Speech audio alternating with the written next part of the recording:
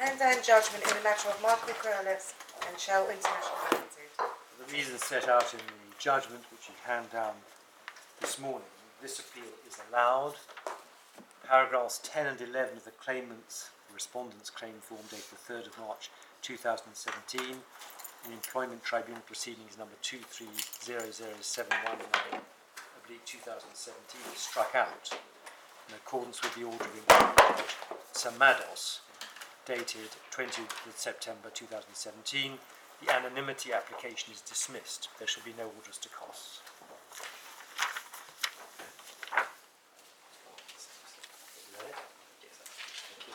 Appeal in the matter of Jet2 Holidays Limited and Hughes and another.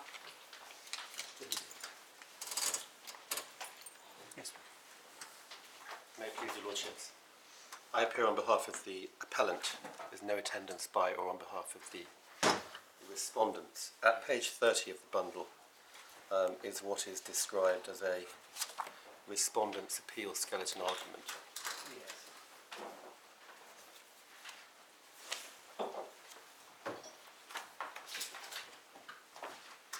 And in paragraph 2 of that document, it is said that the respondents are not in a position to and do not actively oppose the appeal.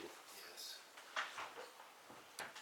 That clearly is a matter of law. The respondents would be in a position to respond to it, but it may be that as a matter of financial practicality, they are not in a position to pay for representation.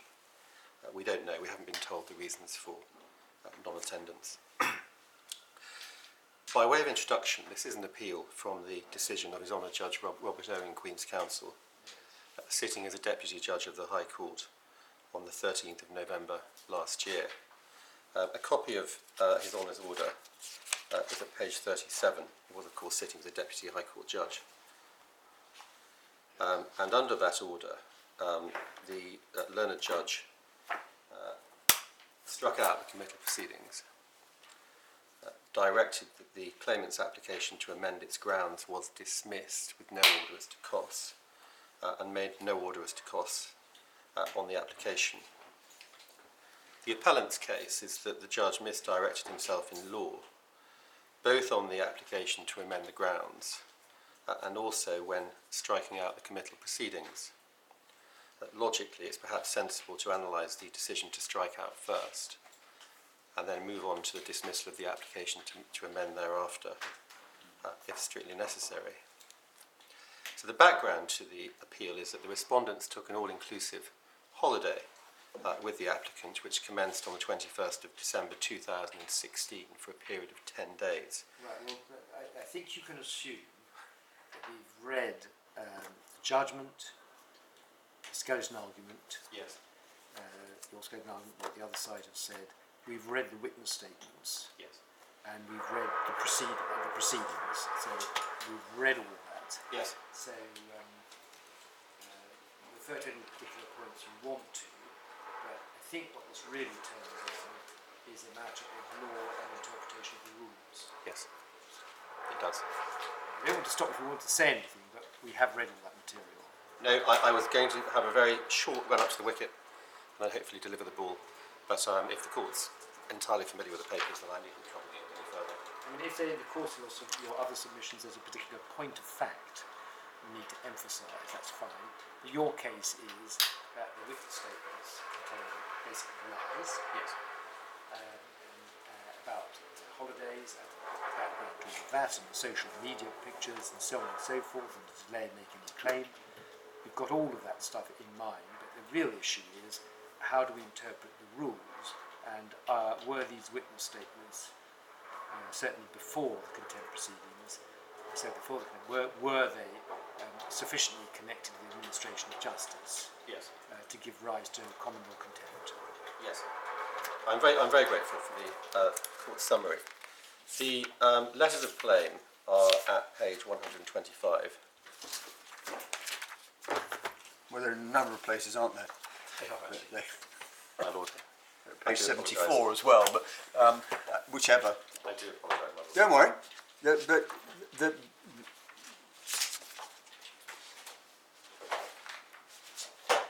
They are in a familiar form. Although the court probably has not had in recent times much experience of conducting litigation under the protocol for personal injury claims. Can I just stop you there? Why is this a protocol for personal injury claim? Surely it's for disease and illness. I mean, they're not complaining about a personal injury, they're complaining about disease or illness.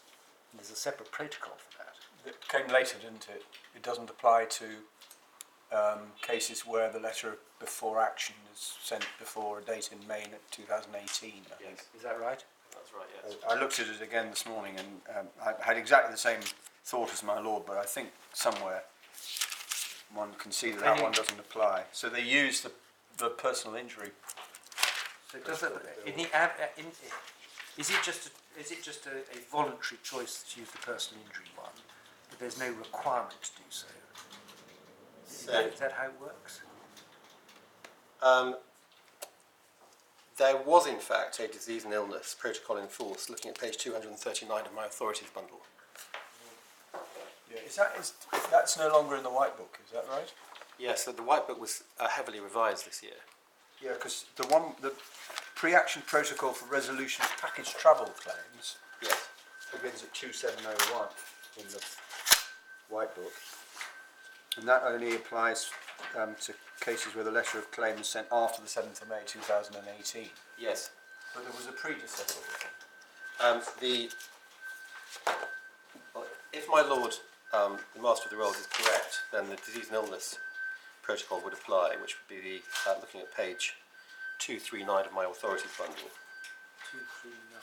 Protocol in force. What do you say if I'm right? I mean, it's not personal injury, though. You say if I'm right. Is it not? It's not personal injury claim, is it? It's not suggested that somebody's injured them. It's that they've got an illness. No? Yes. I mean, I don't know. You tell me. I agree with my lord. Disease and illness would more properly cover the situation. Well, have we got a copy of that protocol? Not in the bundle. No. No.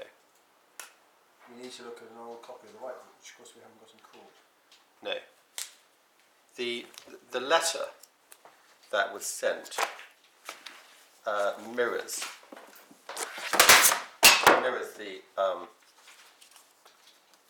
the letter that is appended to the pre-action protocol for personal injury claims, letter B1 on page 250. So that's the... Can you tell us, is that what is normally used in these cases? May I turn my back very briefly? That's the standard letter. Yes, this letter is a fairly standard letter that's used in these type of cases. Well, what I meant was, we know that from reading the newspapers and the media, we know that there are many claims which are now made, which didn't used to be made, for contracting illnesses on holiday. Yes. Very often food poisoning or matters of that kind. So the question I'm asking really, if you're those people who can help me, is do claims solicitors, generally speaking, use the pre-action protocol for personal injury claims rather than that for disease and illness? And if so, why is that? I don't have an answer to that question, I'm afraid. I could probably find out with the benefit of a shorter German if necessary. But for the purposes of... I mean, this one is personal injury. What's different about the disease protocol? I confess that there is not a lot of difference between the two, that the disclosure obligations are obviously different.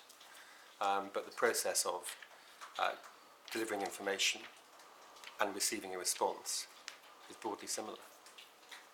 It's tailored to the particular circumstances so that the disclosure obligations are modified so as to fit that particular area. But the general thrust of the protocol is... You're as counsel, you are saying that, so far as you can see, it would more normally, this sort of situation would more normally fall within disease and illness rather than personal injury. Yes. Right, I mean, what the letter that was actually, I mean, we haven't got the disease and illness protocol. We ought to get, at least have a look at that. The letter that was in fact sent, the introductory bit of it is straight out of the personal injury protocol, isn't it? Because it asks, for example, for the name of your insurers and so forth. It does. But then the rest of it deals with both the illness they suffered and the various issues with the hotel that they observed, which is broadly it follows the same sort of line as the template letter for the package travel claim. Yes, it does. So, I mean, which obviously came later in time, but so they all follow a fairly familiar sort of. They do. They're fairly familiar, and the content obviously modified as between the different specialities. Yeah. But the general thrust of what's being asked for and the information that is being Yeah. delivered. Well, as you'd expect, really. So, what is it? You've taken us to the pre-action protocol for personal injury claims. What is the point you want to make on that, and which part of the protocol do you want us to refer to? So the point I was going to make here is that the letter that has been sent is clearly intended to be a letter sent pursuant to a protocol. How do we know that? Because the format of the letter and the content is broadly similar to that set out letter B1 in Annex B to the personal injury protocol. It's which page? That's page 250 in my bundle of authorities. 250. Yes, my lord. I remember.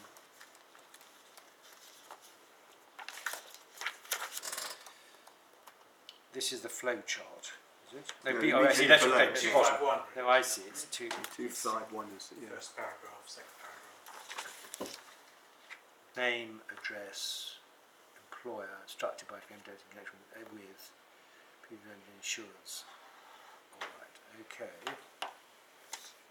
Yes. So my submission there is that this is a letter which is indicating that the claimants believe themselves to be operating under the umbrella of the pre-action protocol. And indeed, that's exactly what my clients took to be the case as well. But it didn't. Nowhere in this protocol is there any reference to serving a witness statement, is there? No, there is not.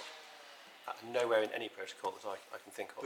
But as I understand it, it's not uncommon for witness statements to be served. No, that's right. So can we record that? You say it's not uncommon. It is common. It is common. Yes. So I'm just looking, I've managed to pull up the protocol for a letter of claim under the disease and illness protocol. It's broadly similar, although it does, so we are instructed by the above named to claim damages in connection with a claim for specify occupational disease. And then please confirm the identity of your insurer. So it would be a broadly similar letter. Yeah.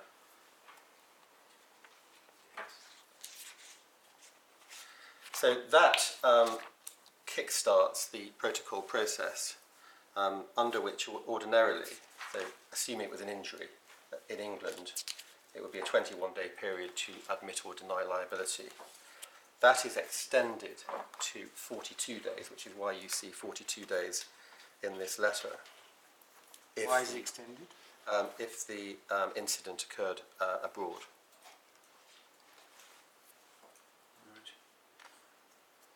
Where do you find that in the protocol? So that one moves back to, yeah, so page 246 of my authorities bundle, paragraph 6.4.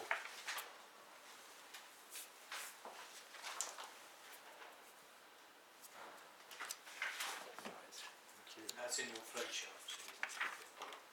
Yes, my lord.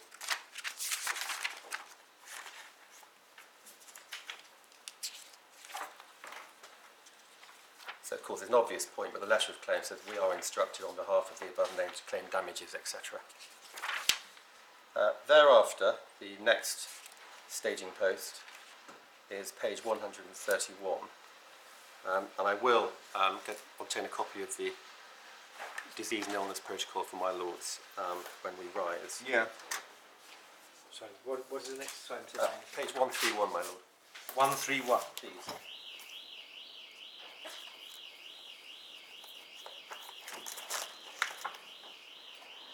So have we got the reply from Jet2 Holidays? I'm not aware of any reply being made. Well, it does. There clearly was, because the first paragraph of 131 says your correspondence dated 27th of April. Yes. So they'd obviously written back on the 27th of April. We got that in the bundle. We don't have that in the bundle. Because there's a pro forma letter of response as well, isn't there? So There is. it would be interesting to know whether that was sent or not. I can certainly check that, my lord. We'll need to have Can you check that? Because Your solicitors doesn't have that sitting behind you. He is sitting behind me. I'm not sure if you have a full file with you. No. Again, it's a document I can certainly obtain for the court. yeah, well,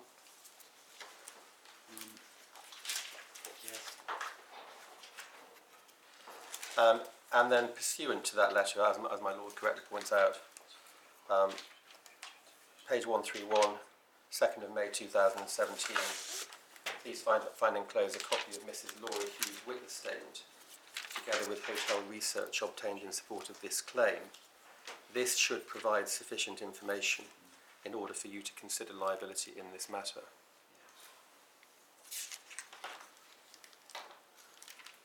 And the hotel research is material usually trawled from things like TripAdvisor, saying how people have had a terrible time, etc.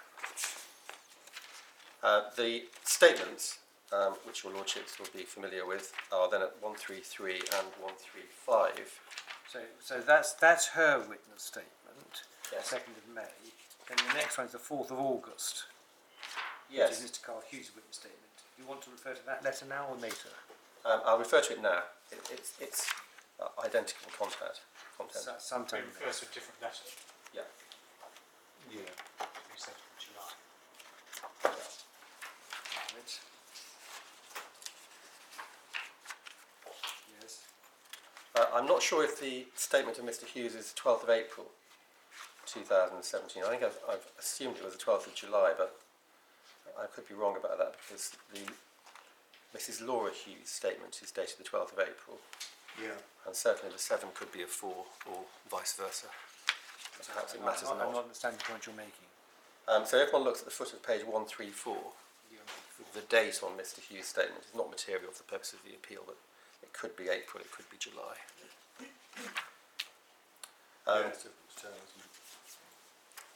And although the document does not have the name of a court or a case number, No. in all other respects, this is a document that would properly comply with the rules in relation to a witness statement properly so called for the service within a set of proceedings.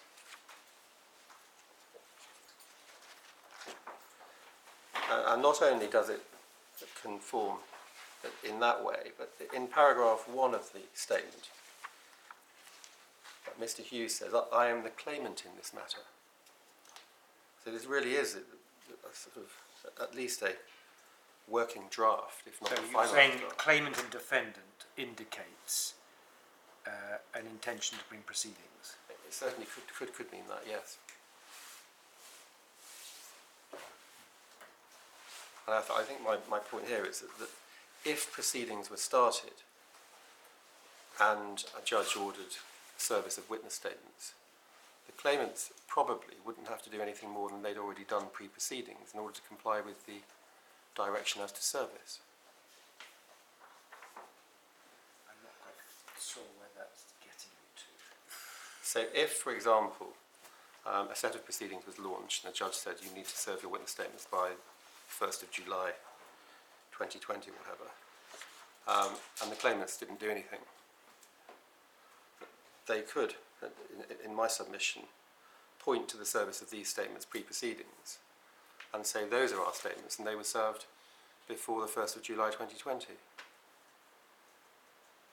So they would qualify. I accept that the absence of the name of the court and the claim number would constitute an infraction of the practice direction in terms of the content. But the vast majority of judges... the date 20th of July 2020? I'm using that as a hypothetical date in a set of proceedings.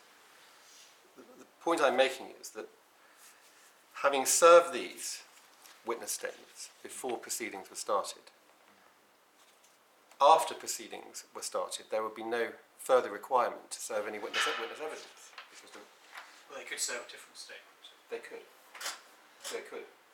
But if they didn't serve a different witness statement... Isn't the direction more likely to be that the witness statements the witness statements dated X, Y and Z shall stand as their witness statement in these proceedings? Isn't that the more likely direction? The normal direction would be that the claimants shall serve such witness statements as they intend to rely upon by a certain date in the future. And the point I'm making is that if that order was made and the claimants did nothing other than point to these statements, they would have complied with the obligation to serve witness statements. Well, I think the point my Lord's making though is that the order that the court would make would be an order that the statements that they served pre-action should stand as their statements in the proceedings, because Yes. they don't contain the heading or the claim number or anything of that kind. Something would need to be done to, as it were, bring them into the proceedings. Yes. Other than simply writing saying we rely upon the statements we made previously. My experience is that judges ordinarily make an order for prospective service, so by a certain date you must serve a witness statement. Yeah. The point I'm making is that if a claimant faced with that order did nothing other than refer back to the statement already served by way of correspondence, or even do nothing at all, it would not be possible for a defendant then to make a successful application to the court. Maybe. That's not the point that's before us. Yes. Well, at the very least, there'd have to be some indication from the claimant's solicitors that the intention was that the statements that they made previously should stand as their evidence in the proceedings. Absolutely. Doing absolutely nothing wouldn't help. Yes, but having served these statements, these could be the statements that they subsequently relied upon. That seems to me a dispute, another type of dispute which hasn't arisen Yes, and isn't before us. I'll park that up, my lord. I part that, as I said, from my own experience, for what it's worth, it isn't in personal injury cases, is that if you're going to rely upon anything that isn't actually going to be served, but you want to rely upon something else, normally the court will say, or the parties will agree, that the order will say they're to stand as whatever the purpose is in these proceedings. Yes. That's my own personal experience for what it's worth, but it's not in the personal injury field. Yes, and certainly if in a set of proceedings a claimant said to a defendant, we're seeking an order in those terms in relation to those statements, there couldn't be any sensible objection. No.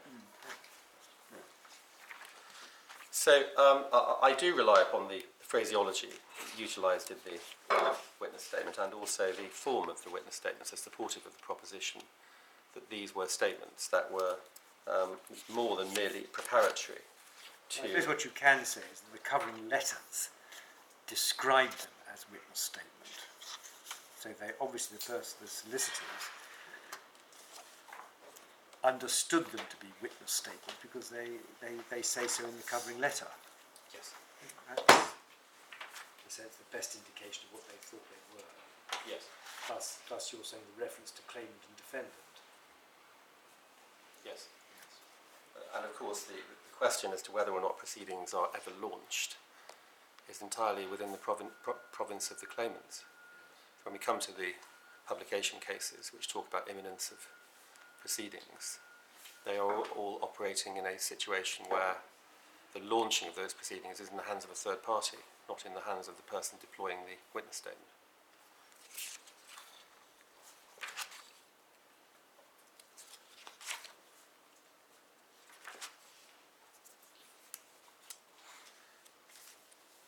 So those witness statements were served, and as your lordships know, the proceedings were not issued,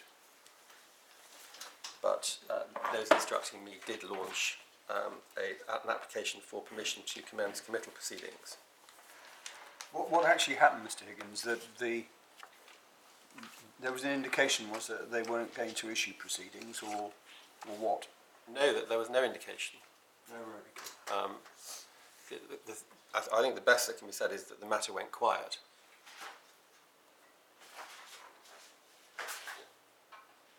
So they didn't write saying we're not going to issue proceedings. No. Or withdraw. So did you respond to the witness statements covering that? I might just turn that back.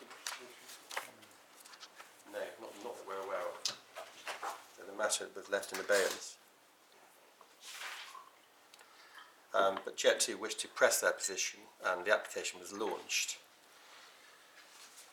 At page 138, So far as you're aware, or Jet 2 is aware, is this the first case in which contempt proceedings have been launched in these circumstances? yes.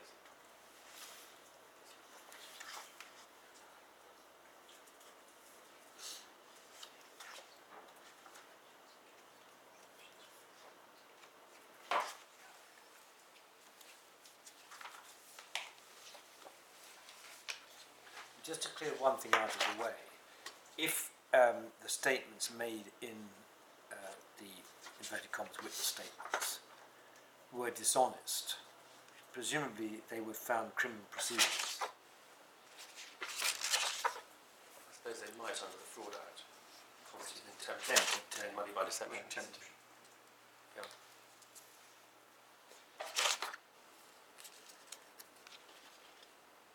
It could be a conspiracy to defraud.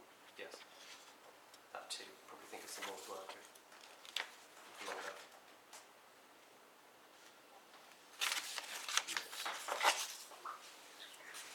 The acknowledgements of service are at page 138 and 140.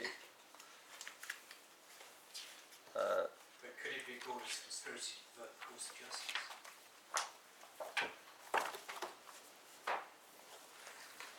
Interesting point.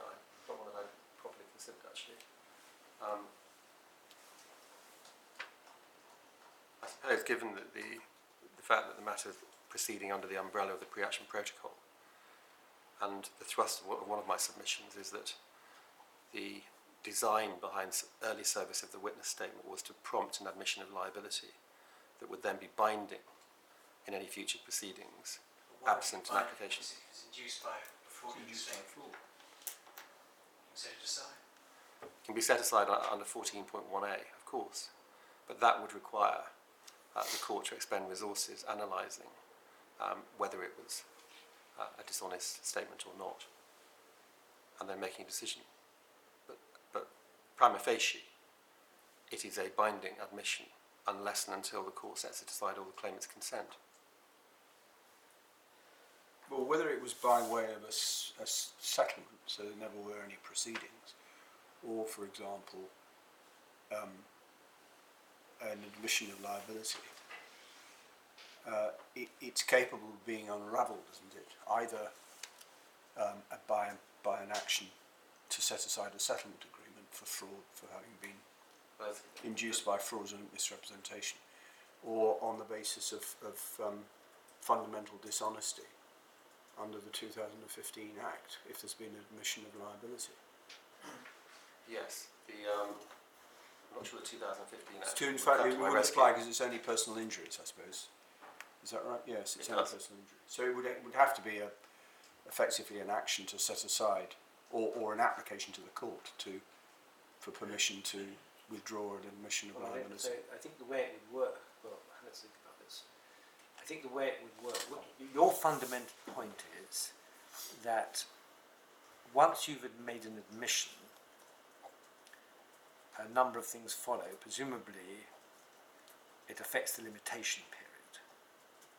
Admission would affect the limitation period prima facie for bringing proceedings.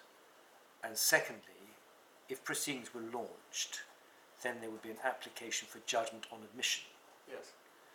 So your point is, whatever happens,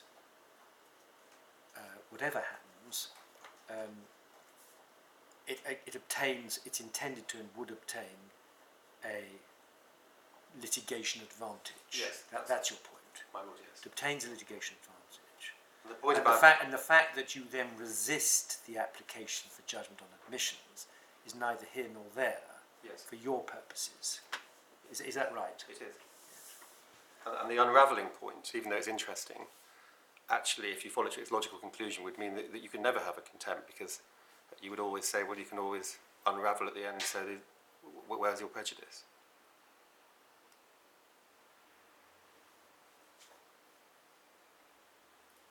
I think the point is, if it is a contempt of court, the fact that it can subsequently be unravelled doesn't rehabilitate it into an act that isn't a contempt.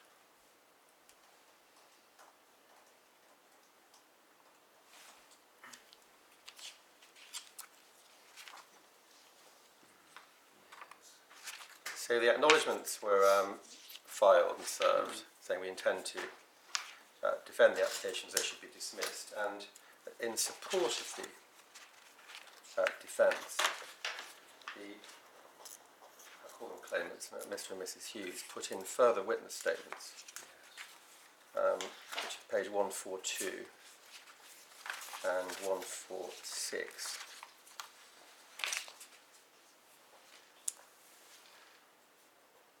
And Mr. Hughes does set out some further information concerning how he came to instruct Pure Legal. That's on page 143, paragraph 6.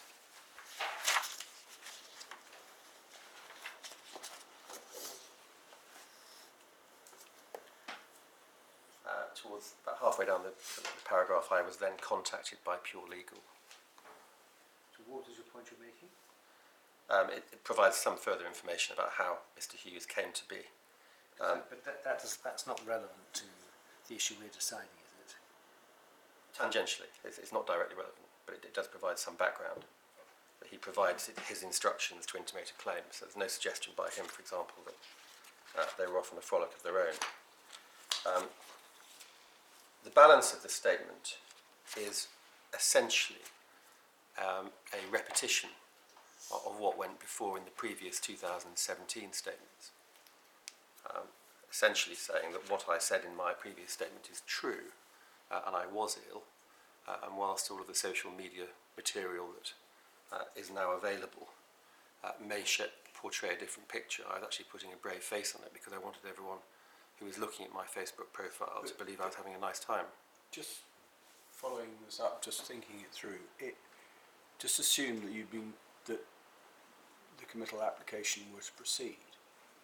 There would then have to be a trial of that application, which would involve Mr. and Mrs. Hughes having to give evidence, Yes. be cross-examined, and at the end of the day, if the court concluded that there was a contempt proved to the criminal standard, what the court would be deciding would be that there had been a contempt of court in the original witness statements. Yes.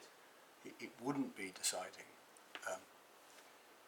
normally that there'd been a subsequent, as it were, repetition of the contempt by defending the committal proceedings.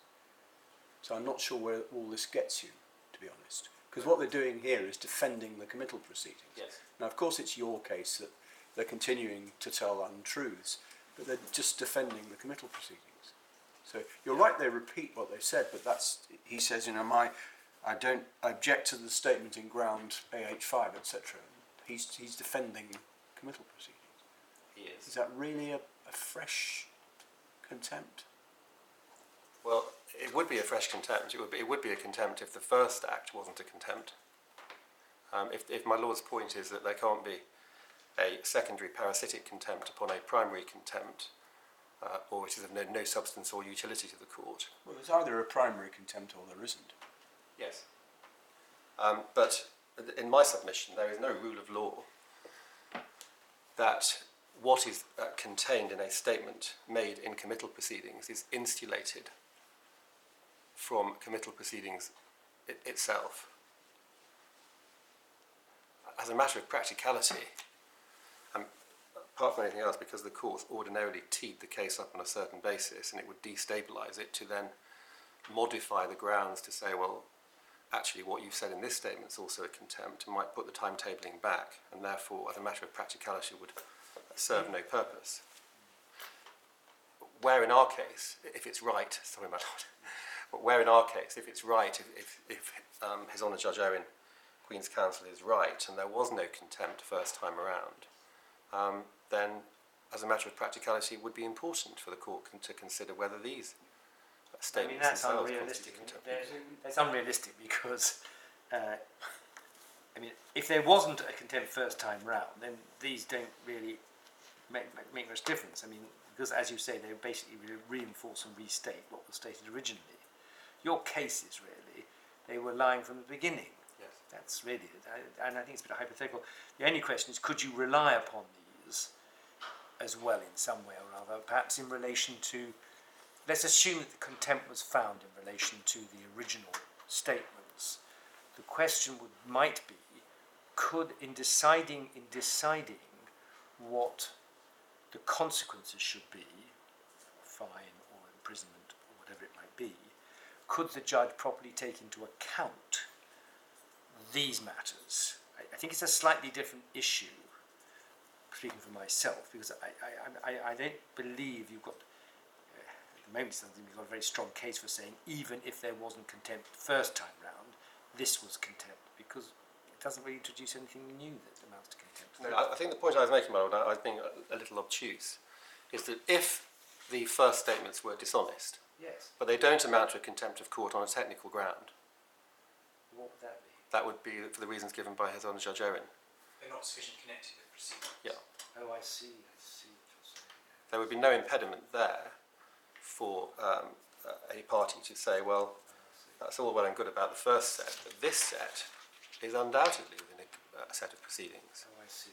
And therefore, whilst it's a matter of practicality, and I understand what my lord said about this, that you could go on forever if you've got a teed up committal set of committal proceedings, and then you seek to modify it in the context of the statement served in the proceedings. If all they're doing is repeating what's already been said and what that forms the substance of the application, it serves no purpose to.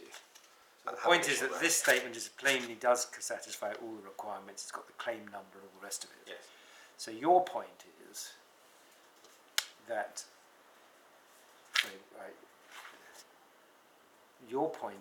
and whatever the position, the status of the previous ones in terms of contempt, these would found under any circumstances. Yes.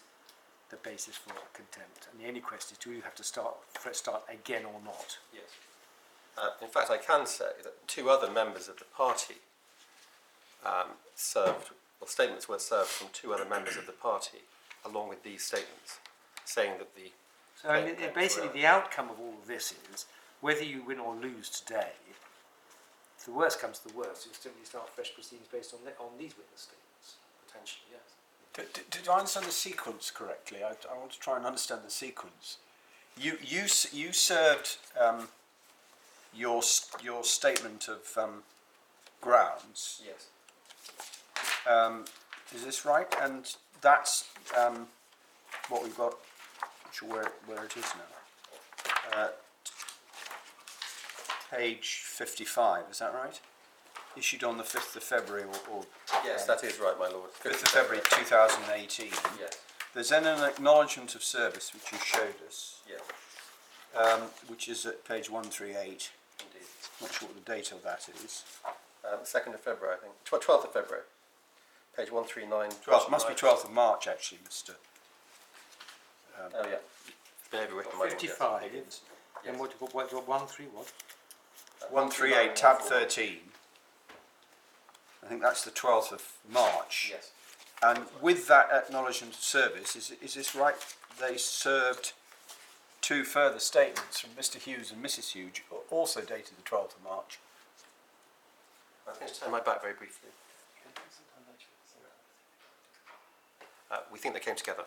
Yes. Yeah, that's what I think too. But then what happened is there's then a hearing before Judge Godsmart, Yes. Queen's Counsel, Yes. and on the 8th of August of 2018, he gave permission to commence the committal proceedings. He did. Yes. And the judgment which you're actually appealing comes 2 months after that. It does. 22nd of October. Yes. So, and it's done effectively, Judge Owen, of his own motion, deciding that although permission had been given originally, Yes. there wasn't jurisdiction. Yes. But can we go back to this point? Now I understand it. Your reliance upon these witness statements. Yes. So the scenario that we're now looking at, where this is important to you, your client, is that if it's correct that for whatever reason the original witness statements couldn't found a claim for contempt, whatever reason it may be, nonetheless the action itself, the contempt proceedings, shouldn't have been struck out, because by that time there was undoubtedly further contempt in these witness statements in relation to proceedings which had been issued. Yes. But just to test that point, in an ordinary cause of action, in an ordinary set of proceedings, where you launch your cause of action, if the cause of action didn't exist at the date of the proceedings, you can't amend, can you, or can you? You can't amend to include a later cause of action to justify the proceedings. Can you do that? I mean, normally the proceedings must be struck out, and you'd have to start fresh proceedings in relation to a new cause of action. Why is, if that is correct, and I invite you to respond to that, why is this different? Well, my lord, I'm not entirely certain that is correct. Because, let's say, for example, if you were if X was employed by Y, and X had a claim arising out of an accident on the 1st of August, and that was pleaded, and then X also had an accident on the 1st of September and made an application to introduce that fresh cause of action into those proceedings, there would be no impediment to the court granting an amendment to the particulars of claim so as to accommodate the second cause of action. That depends if the first cause of action founded the claim or not. I mean, if the claim ought to have been struck out On the first cause of action. on the first cause of action, as it were, the moment it was issued, I find it a slightly unusual proposition that those proceedings which should never have been launched and were invalid, as it were, at the moment of launch, can somehow retrospectively be saved by a different cause of action. So there are 2 points there. Firstly, for my part, I'm not convinced that a set of proceedings is a nullity just because the cause of action is It's not a nullity, no, but it could be struck out. It can be struck out, but if one looks at the rules concerning what the court staff can do, the most that they can do is refer the matter to a judge for consideration. So the act of placing documents with the court and the court stamping them. These are all good words. Have you got a case that you can rely upon in relation to this proposition? So the proposition, Any field. my lord seems to be driving at the grant of permission, and whether the grant of permission, if that was ultra vires, whether the proceedings parasitic upon that are themselves absent any utility or value. No, I'm looking at the order striking out. Was he correct to strike out? That's what I'm looking at. Judge Owen. Was he correct to strike it out on the basis that that there existed no contempt which could found a contempt proceedings at the date that the contempt proceedings were issued? That was, as I understand, what he did.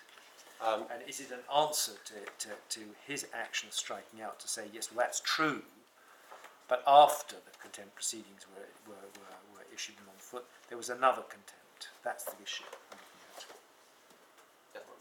My submission would be that the court would need to look at the applications holistically on the day that they are before the court. And the first application that the judge dealt with was whether the application to amend the grounds should be permitted or not. I mean, one of the answers you could have given to me, I suppose you could give to me, just to think it through, is that this isn't a cause of action type thing. This isn't to do with a cause of action. This is a contempt, is something different. It is, isn't it? I think. I mean, you're not asking for remedy for yourself. You're not asking for damages, for example. It's not a personal cause of action in that sense. No. It's about the infringement of the administration of justice. I mean, it would be useful to know if there was any consideration of this issue in any case. There certainly wasn't any consideration of that issue below, my lord. I mean, it's certainly true, I would have thought, instinctively I feel it would be correct to say, that the judge would be entitled to take into account, as I said, in looking at a remedy or penalty, whatever you like to call it, if the contempt is established, at the whole conduct of the relevant party throughout the proceedings. I'd have thought there was authority to that effect. Well, can I put this a different way? There were two others whose statements were served at the same time as the 2018 statements. There would be no impediment at law in my submission to an application against them to join them into the committal proceedings, subject to a judge being satisfied that the relevant test for permission was made out, which would, of course, in these circumstances be almost axiomatic.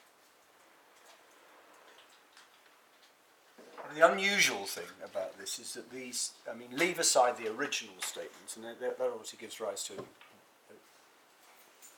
the issue of principle that we've debated a little, but the unusual aspect of these further witness statements, which are undoubtedly served in proceedings, so they're undoubtedly on the face of it, 3214 would apply to them, is that the proceedings in which they were served have actually been struck out by the judge on the basis of want of jurisdiction. Yes. Now, how does that affect the extent to which you can rely upon what was said in proceedings which in fact are struck out? So my submission there would be that the proceedings are properly before the court up until the point when they're struck out. And just to a certain extent, my client's in a better position in this case than it would be in any ordinary case, because a judge sitting as a High Court judge has granted permission for the proceedings to be brought. And as Judge Owen recognised, Judge Owen's decision must actually mean that that was an incorrect decision. But the position that endures once permission is granted is that a court must assume that it has jurisdiction to deal with the case until such time as any judge rules that it does not. And therefore, it would be that there is not a vacuum that operates between the date of issue of the committal proceedings and the striking out. But the consequence of the ruling is it never had jurisdiction. That can't validate what's come before. It doesn't validate in terms of, say, jurisdiction to handle the final decision in the case might be separate from jurisdiction to case manage the case up to the point where it's struck out. It may well be that a case is properly alive, albeit the court has no jurisdiction to hear it until such time as the court decides that it has no jurisdiction. One feels there ought to be some authority in these points. Yes. I'm very sorry that I don't really have an opponent, and No, that's why we have to. I'm afraid you have an onerous position, because you have to, in your duties, are supposed to tell us what the counter arguments are. yes, I did think about that as well. That seems to apply mainly when you've got a litigant who is unrepresented or who is representing themselves, but where one chooses effectively not to appear. I have tried to do my best to level the playing field, but I haven't thought of all the arguments, I have to say. Maybe I don't know. It's quite a sort of subtle point. It may be, as I said, there's a difference between contempt, which is peculiar within, which is a contempt in relation to the court, as opposed to a cause of action. A cause of action, which one person can bring against another for a remedy for something wrong done to that person. Yes. Contempt is different in that way. And I think what you'd have to say, we'd have to look at the cases, and I think what you'd probably say is, well, you know, the rules set out the proper procedure for bringing it, but the contempt exists in Yes. common law, and it's a common law matter which peculiarly lies within the jurisdiction of the court, and for which the Yes. court provides its remedy, which is different, you might say.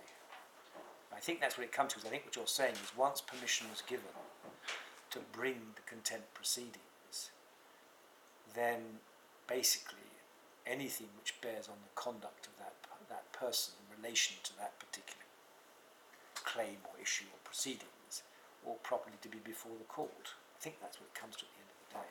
Yes. So if one looks at analogously to a Crown Court judge who passes an incorrect sentence, that sentence is a valid sentence until set aside by another court. And so Judge Godsmark's order, whereby he gave permission, that is a valid order which entitles Jet 2 to launch committal proceedings and provides them with a cloak of validity, in my submission, until such time as a judge then says, well, actually, no, there is no. They don't actually conflict, don't they? That's your point. The proceedings aren't a nullity. That's your point. But if after Judge Godsmark's order, because that's why I asked you the question about the sequence, because they'd already served these witness statements on the 12th of March 2018, 5 months before Judge Godsmark gave you permission. Yes.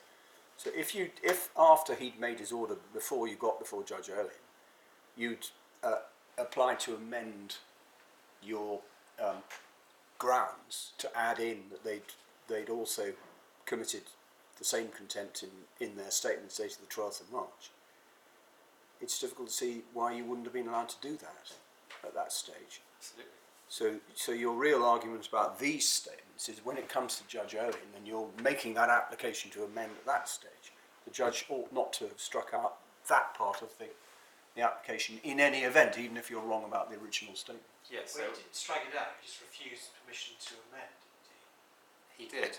Why should you have permission to bring contempt proceedings in relation to statements served in connection with proceedings where the court had no jurisdiction? Why does that interfere with the administration of justice sufficiently to justify contempt proceedings? So I think the answer to that would be that the makers of those statements had no idea that there was no jurisdiction for the court to entertain the committal proceedings, and so putting oneself into their shoes, their activity is as much contemptible viewed from the perspective of the court as is the man who puts in a statement where there is jurisdiction. It makes no difference to that person.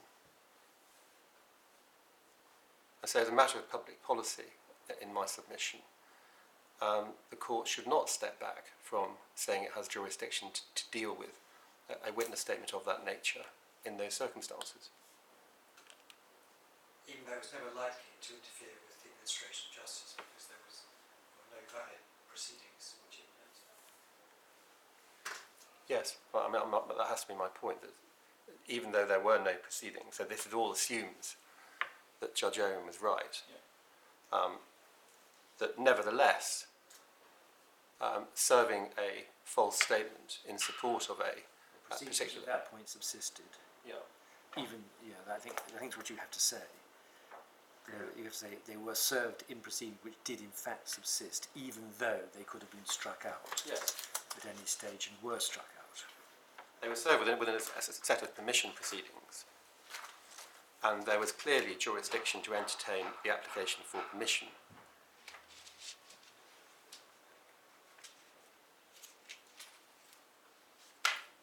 Which is a separate application. So if we get... You can say much more. Well, you might, in any event, you might run into the point that Sir Richard Scott made in Mulgar about the statements there, which hadn't been persisted in, And the same point might be taken against you here, that because of Judge Owen's order, these statements weren't persisted in.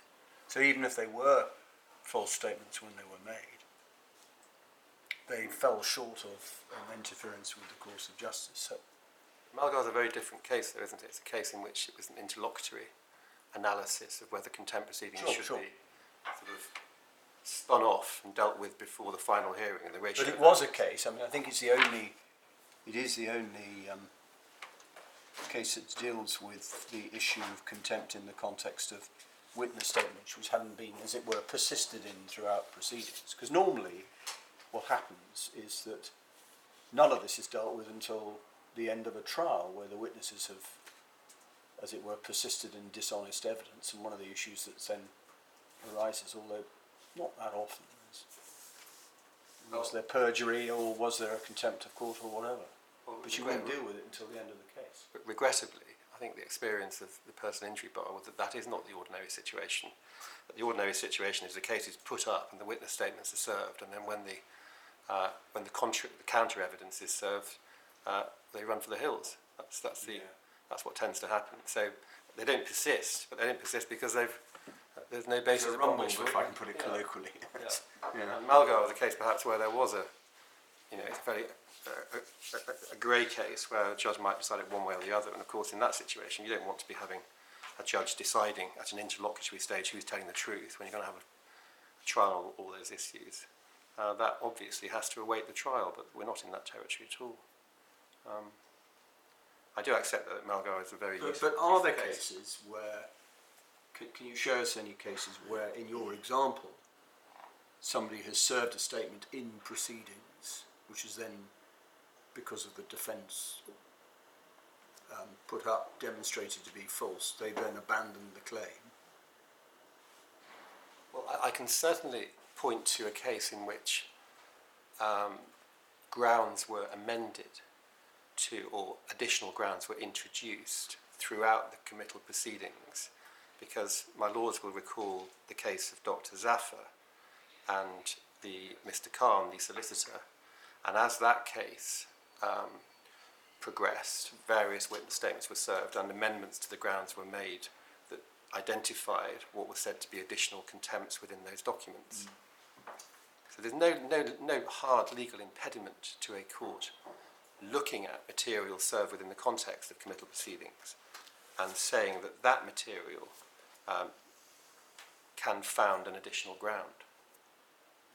So is that right? I'm just trying to remember the chronology. So contempt proceedings were brought, but in defending the contempt proceedings, he made other lies.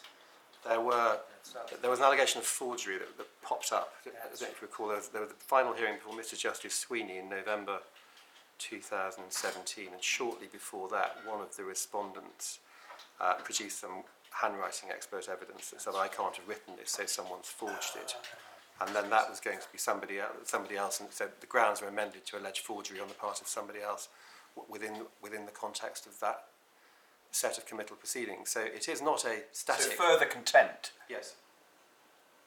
Further contempt. It's not a static... you don't look at it... That would be, certainly that reflects whether it's a proper case for amendment or not. But I said my instinct certainly would be that when you come to the end of it, you're looking at the entire conduct. Yes.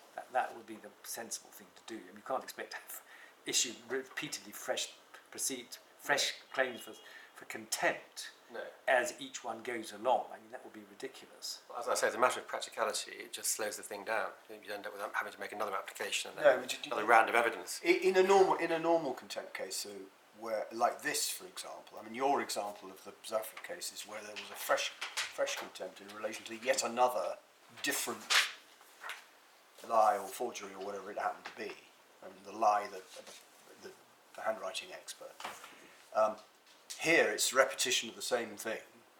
If this did go to a final hearing, the court would be looking at the matter overall, as my lord says. But wouldn't it be really a case of here's a case of contempt where the defendant hasn't, or defendants haven't purged their contempt. They've made matters worse by persisting in the original lie. So certainly there would be rather than it being, as it were, fresh grounds. I'm not sure about that because it may be so, but here the fresh part is that they're now seeking to explain the images. So they're now making a fresh lie about why the images were there. So I don't think it's exactly the same. They're putting up it is like the Zaffa one, in a way, where they're putting up a false response to what's been found. So, my lord may be right, but I'm not convinced. I take the point about the explanation of the Facebook images or whatever they are, but they're just putting a brave face on what was a very unpleasant holiday. And that might be more than just an aggravating feature for the purpose of the sentence. That, in my submission, would, if a party wished to pursue it, that would amount to an additional ground. So that there's no hard legal impediment to a judge allowing an amendment of the type that was sought. I don't think the judge put it that way anyway. It was a matter of his exercise of his discretion that he wasn't going to allow it. Not that it was impermissible because it was trampling over the same ground. Or so what this comes down to, perhaps as a result of the exchanges we've all had with you, is even if it be correct that in contempt proceedings properly commenced, justifiably commenced, you can include new matters as matters go along, further contempts arising in those contempt proceedings. Is it different if the original contempt proceedings ought never properly to have been brought, and that the only contempts which could justify them occurred after the commencement of these improperly commenced proceedings? And that seems to be the issue. So 2 points there. I think my first point is that because of the order of Judge Godsmark, that conferred a status upon the subsequent proceedings that was inconsistent with them having no utility or being invalid until such time as another judge effectively set aside that order. And so this is not a situation where one is acting in a legal vacuum. But what would the position have been if Judge Godsmark had refused permission? You couldn't say if he'd refused permission, well, they've repeated the contempt originally by putting these statements on the 12th of March, because by definition, the judge would be saying, well, the original application was misconceived because those are not covered by the concept of contempt of court. Well, it would be quite difficult for him to refuse it, given it was by consent, but I accept, of course, he could have taken the... No, I'm just trying to follow the point through, because, in one sense, it's very odd that Judge Owen took the course he did, because what he was actually invited to do by Judge Godsmark's order was to have a case management conference. Yes. And in fact, the thing would have been over and done with the following month, one way or the other. But that's not a ground of appeal, though, is it? You're not saying that Judge Owen had no jurisdiction to do what he purported to do. No, I certainly wouldn't say that. I think if it's a jurisdiction point, then of course it must be available to the court, notwithstanding what has gone before. Yeah. But I think the highest I can put it is that the order of Judge Godsmark takes this away from the usual situation where the court has no jurisdiction to entertain a set of proceedings that's launched, and then in those circumstances it might properly be said, actually, the court just has no jurisdiction here. If another judge has said the court does have jurisdiction to deal with this, and that is a different situation. You say you're not taking objection on procedural grounds. It is really very unsatisfactory, to be frank, because the proper way of dealing with Judge Godsmark's order, was inappropriate, was to appeal it. And for a judge of the same level simply to take it upon himself to say, well, he should never have agreed to that, it's really very unsatisfactory, because, as you say, it leaves the situation where it can't be said that Judge Godsmark's order was a nullity. That can't be right. No. So his order was not a nullity, and he gave permission. I think that's what you have to say. So we're left in this kind of procedural mess, frankly, Yeah. where one judge has given permission, which is what you need to bring the proceedings, and another judge says, well, who's not an appellate position, says, well, I don't agree. Yes. It's a very unsatisfactory situation. Yes. I think your short point has to be the proceedings were not a nullity, and they certainly weren't after permission was given. Yes. I think that's the best you can do. It is. My mind couldn't present it any better than But that. permission was granted by consent, wasn't it? It was. Yeah. So it's, in a case, your case is even stronger. It is. And they were represented. There was Because no. the parties were agreed before Judge Godsmart that Yes. it should proceed. And in fact, we turned up to the PTR and we had agreed directions. There was no application by the claimants to say, by Mr. and Mrs. Hughes to say, actually, there's no jurisdiction, you shouldn't be dealing with it. They did tag on to that argument once it started to formulate, but initially we were there just to agree directions and have a hearing in December 2018 that we've been over and done with.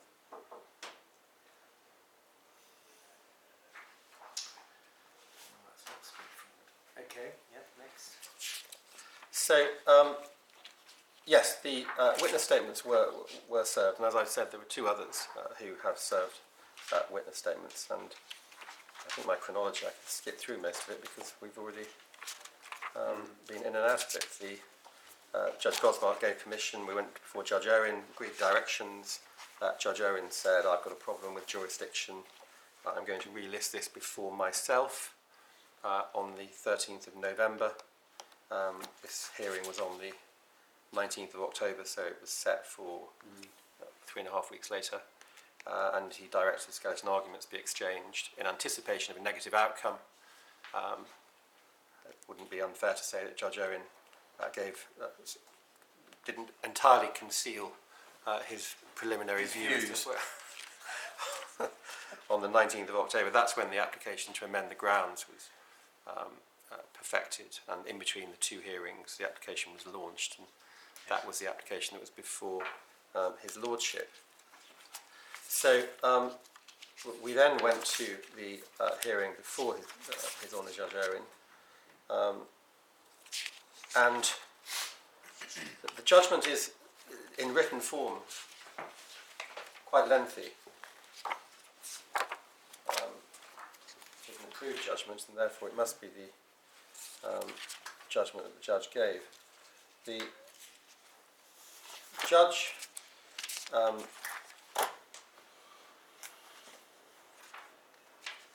dismissed the application to amend and also held that the court had no jurisdiction to entertain the original grounds that had been introduced. So if I deal with the application to amend first, I know that I said it the other way around, but we have hopped around the case a little. At paragraph 18 on page 41, and this is a point that the judge made.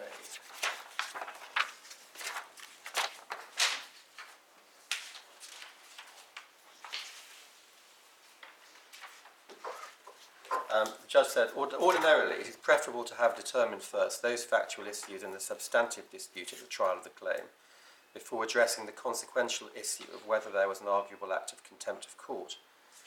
The bringing of committal proceedings prior to the determination of the substantive claim at trial is undesirable, except in a very clear case.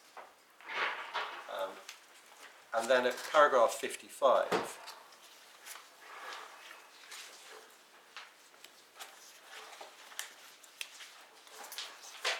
Sorry, 55. please, my lord, yes. Yes. On 9th November 2018, the claimant issued an application notice seeking order that any procedural defect in the commencement committal proceeding be waived. The claimant be permitted to rely upon the additional grounds appended to the application notice, and the cost of the application be cost in the committal proceedings. I'll skate over the next part. The application was supported by a witness statement from Mr. Wilkinson. We can probably skate over the next page actually and come to page 49 at the top, paragraph 64. And these are the reasons given as to why permission to amend would be refused. First, it would be oppressive to grant the application. Paragraph, I'm so sorry. 64, my lord. Thank you. Forgive me. First, it would be oppressive to grant the application in these circumstances. In my judgment, these committal proceedings ought never to have been brought had proper consideration been given as it should pursuant to the practice direction, not simply to ground KH1 but to all of the grounds. The application for permission should not have been made. Which practice direction is the judge referring to?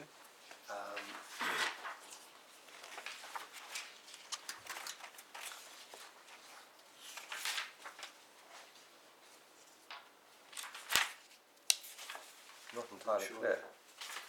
Which one means? No. Is it practice direction in relation to committal proceedings, is it? Or No, I don't believe it is. I confess I'm a little confused as to what precisely is meant by that.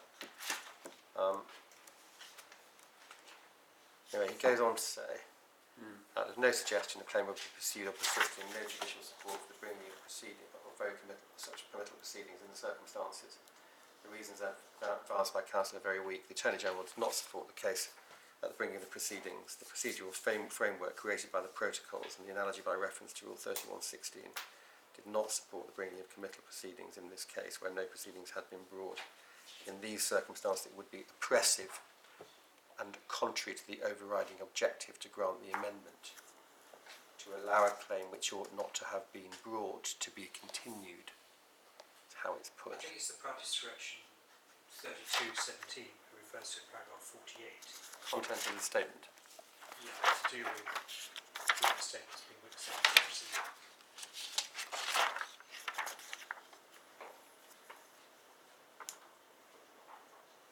oh, I see. Yes. So, first ground, oppressive and contrary to the overriding objective. Secondly, the amendment would not serve any useful purpose.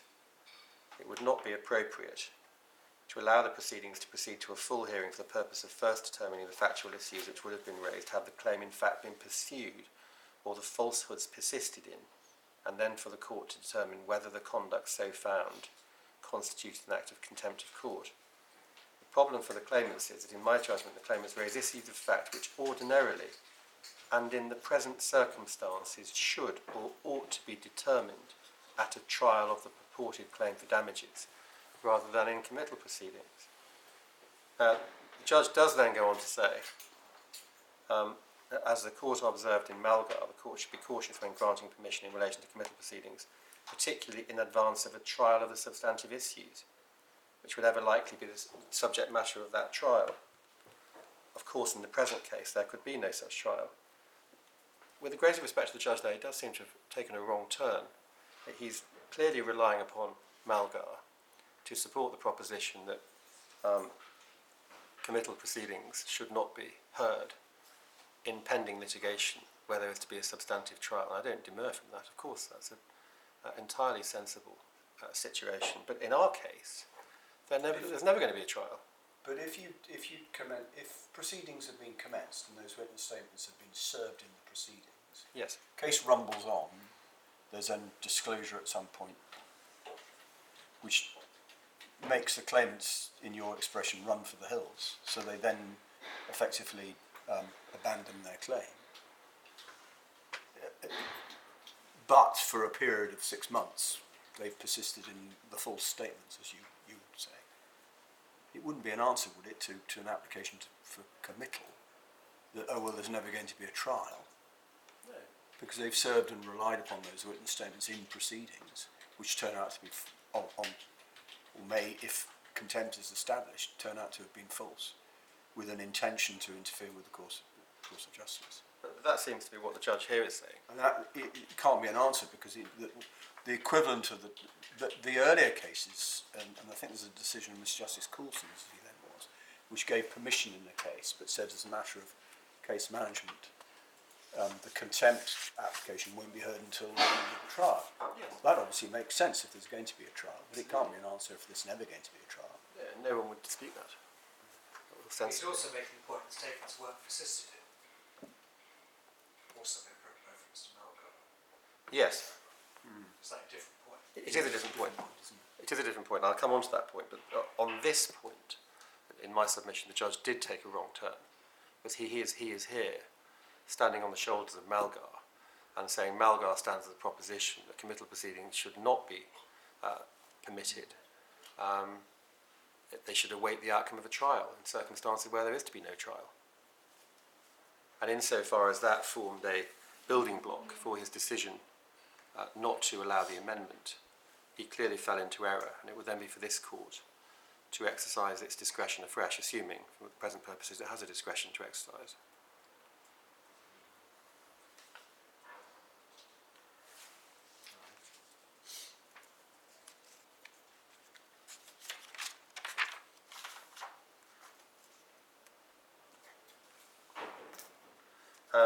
My Lord is right. The judge does say the false statements were not persisted in for the purposes of using the court process to gain damages for dishonest claim. That is right, and that is, of course, a consideration when deciding whether or not to grant permission. But it's not a condition for the grant of permission. And there are very many travel companies, insurance companies, who are faced with the sort of conduct that the court sees in this case today on an almost daily basis. People bolstering their position by serving documents endorsed with a statement of truth under the umbrella of a pre-action protocol. And then, for one reason or another, sometimes when faced with material that clearly undermines the case or shows it to be dishonest, the case is not persisted in. Well, the judge recognises that, doesn't he, in one sense, in paragraph 66, because he makes the point in 66 that it's no answer that they had to repeat the false statements in order to defend themselves. Yes. Because it was their choice, and they didn't have to go on lying. No. Because at this stage there's misleading of the court. Yes. And also additional witnesses were called in, Yeah. other members of the party.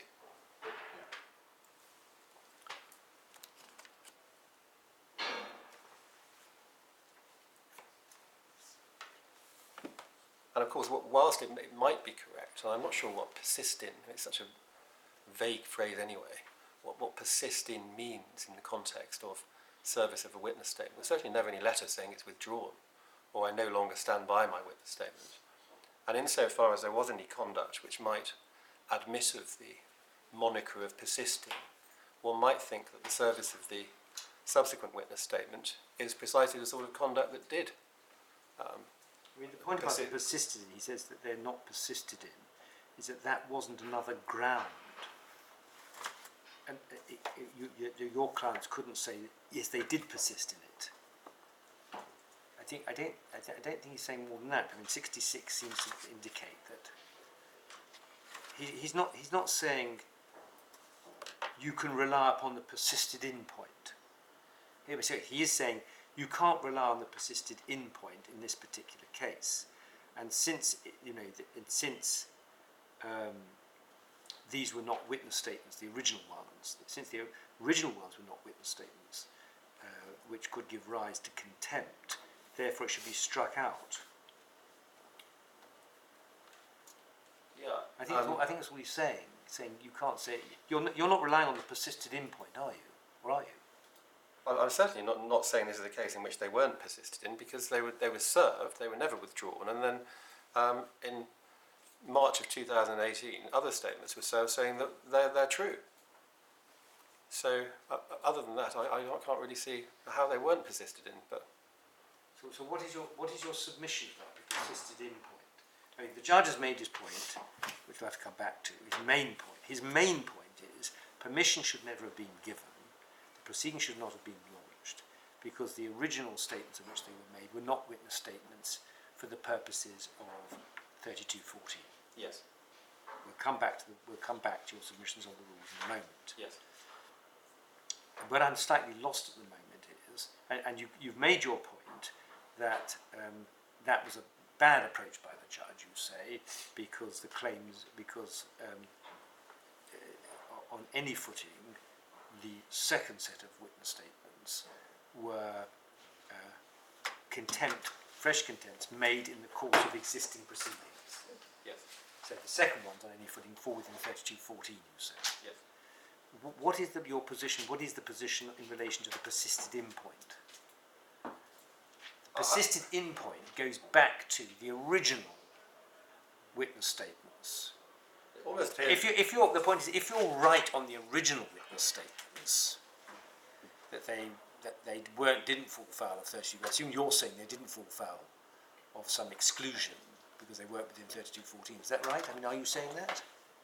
Yes. Are you saying there are witness statements in 3214? We haven't really addressed that. Well, 3214 doesn't actually refer to witness statements. It refers to a statement supported by a statement of truth. It doesn't refer to witness statements. It's again another area of the judge. Are you saying that these witness statements fall within 3214? Yes. Right. So the judge was wrong on that point. Yes. Right. So if you're right about that point, then everything falls by the board in a way. Yes, and in fact, the persisting in point is just the mirror image of the jurisdiction point. Yeah, exactly. That appears to be. If you're wrong about that point, and the judge was right about that point, you're then back to your point about, well, true, they weren't witness statements in 3214, the original ones, but nonetheless, permission was given, they were subsisting proceedings, they were valid proceedings, and therefore I can rely on the second witness statements. But this is dealing, the persisted in point goes back to the first set of witness statements. Yes. So if you're wrong about that, you can't rely upon the persisted in point, can you? You'll just rely upon the second set of the witness statements. If there's no jurisdiction, then I think what the judge is saying, you can't persist in a vacuum. Exactly. You've got no oxygen in which to persist. And you I think, sorry. Yeah. Unless my law thinks something different. My understanding of what the judge is saying there is, there is no. Well, I think what it comes to is you're not relying upon the persisted in point, are you? Because if you're correct about 3214, the original witness statements, you don't need the persisted in point. I think what I'm saying is I'm not sure it really helps in this situation. If you serve a false witness statement, until such time as you hold your hand up and say I'm withdrawing it, then you are persisting in it, are you not? For the purposes of It all comes back to the point about jurisdiction, really. It does. Because if you're right about that, then if you're right about about there being jurisdiction, then the statements have been persisted in the sense that A, they haven't been withdrawn, and B, they've been repeated in the further statements, Yes.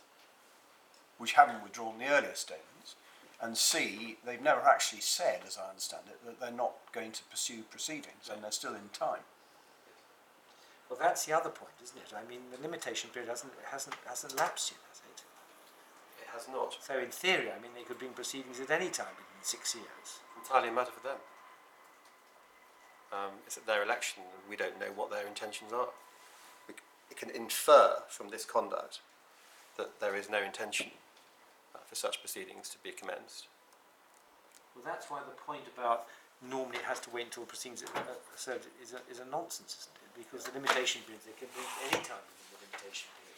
But the judge also goes on to say in his judgment, doesn't he, that he accepts that the claims are not to be pursued. I should say he accepts it.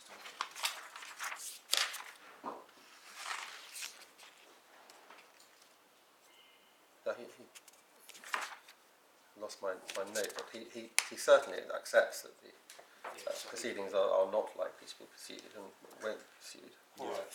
Okay, next point. So, wrapping up my submissions then on the amendment point, there's no hard rule of law that said the judge could not entertain the application. He made an error in that he decided that Malgar applied and therefore permission ought not to be granted, which was clearly wrong. Therefore, this court has must exercise its own discretion and looking holistically at the situation the court has before it. There is no good reason as to why, when committal proceedings are on foot and there's an application to introduce additional grounds that won't inconvenience the forthcoming trial date, that can be dealt with within the four corners of the original hearing without any want of accommodation, there's no good reason not to allow an amendment. And to say it was oppressive, whilst also saying that there was no need for the... Would certainly be satisfied it's an appropriate case to grant permission for contempt proceedings. I say not, that actually permission had already been granted. Well, no, that's all gone. You're wrong on the first point. Yeah. This further ground you're trying to introduce, you've got to satisfy the court it's appropriate to grant permission before proceedings in relation to that new ground of contempt. Or putting it another way, the judge may have been wrong in his second reason, but he may have been entirely right in his first reason about it being oppressive, in which case it wouldn't be appropriate to grant permission. His point is that, it's a point my Lord's putting to you, I think, that if the contempt proceedings as originally formulated should never have been issued because there wasn't jurisdiction, it would be oppressive to permit your clients to proceed with contempt proceedings in relation to witness statements which should never have been served on this hypothesis, or would never have been served. That's the point, I think. I understand the point. The point is that the only reason that the statements were served was because the proceedings... Actually, no, it doesn't work there, because the permission proceedings could always be started. I can start permission proceedings if I've got no cause of action at all. I can start them up. And if somebody comes back and says, well, hold on a minute, this is my evidence in relation to your application for permission, there's nothing wrong with all of that. It's not some absence of jurisdiction at that point. No, So, but there are well-established principles that have to be met in order to persuade the court it's an appropriate case to allow proceedings to take place. it'd be difficult So though. it's not simply permission to amend the application. You've got to satisfy the court, or in your case, this court, that it would be appropriate to allow permission for contempt proceedings in relation to this statement, given this context. Mr. and Mrs. Hughes did not suggest at the permission stage in relation to the original grounds that it would not be. Well, they certainly did in relation to your amendment, according to the scattered argument. They did, but at the permission stage, in relation to the original grounds, there was no suggestion by the claimants that there was any impediment to the court granting permission. And given that the supplementary grounds, I'll call them that, travel over almost precisely the same ground, that's not a very good word in this context, but travel over almost precisely the same material as the original grounds, it's difficult to think of any argument as to why permission ought not to be granted on the facts pertaining to the grounds.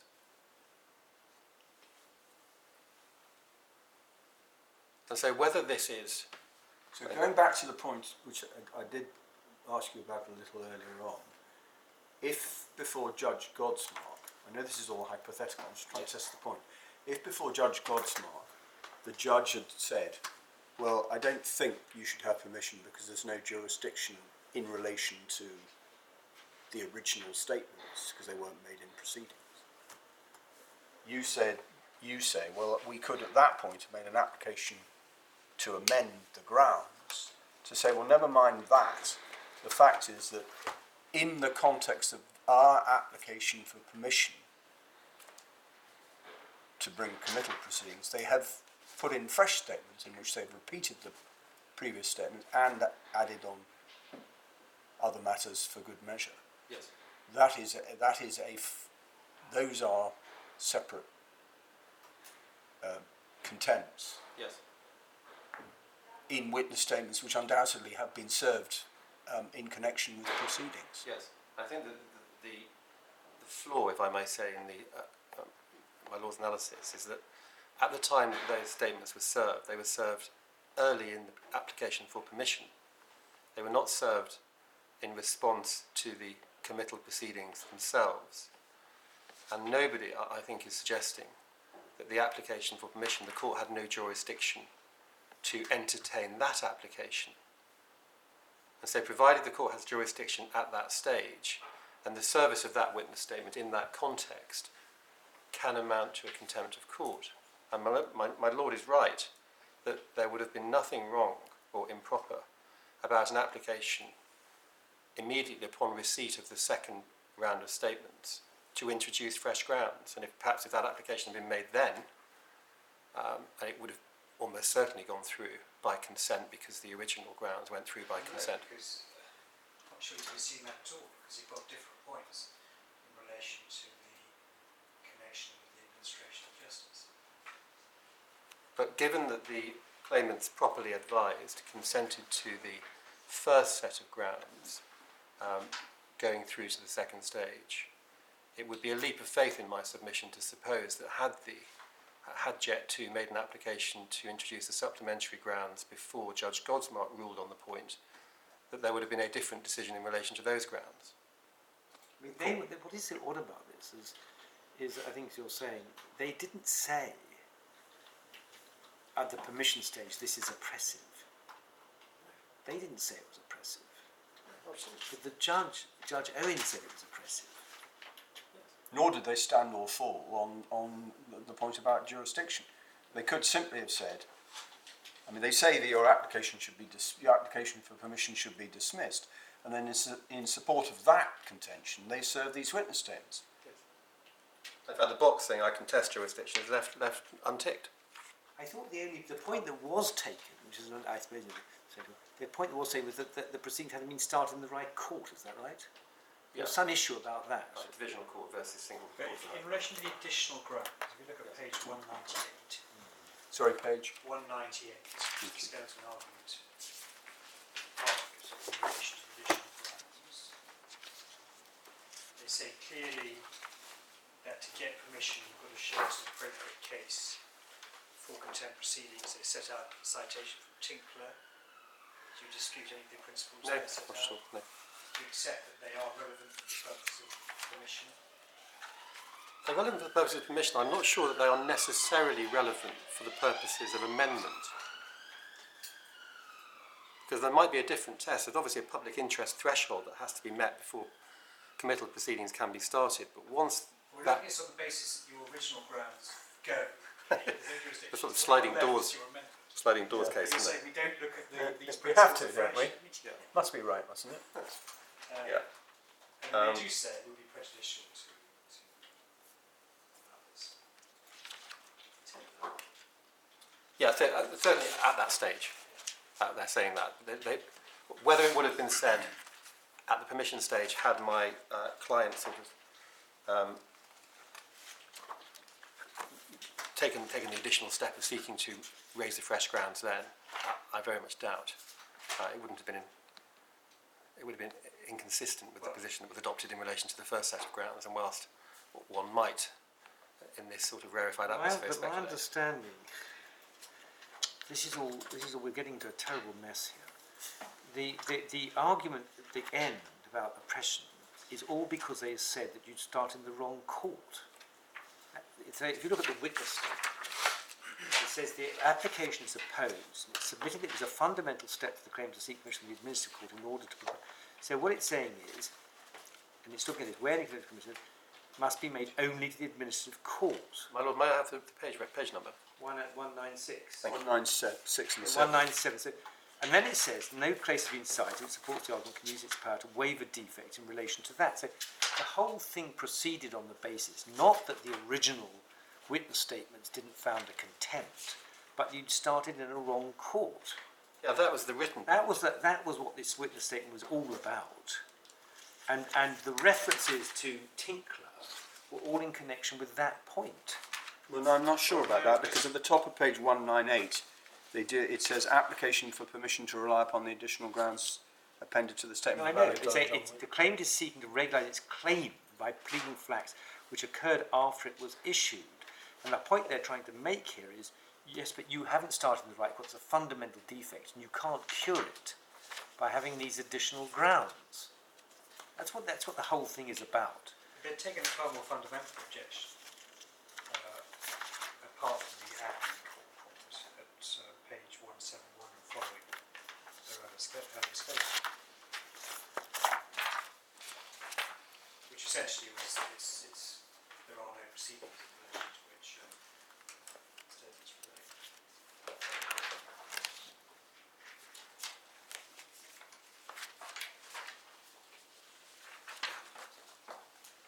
Yeah, so they took that point there. They did.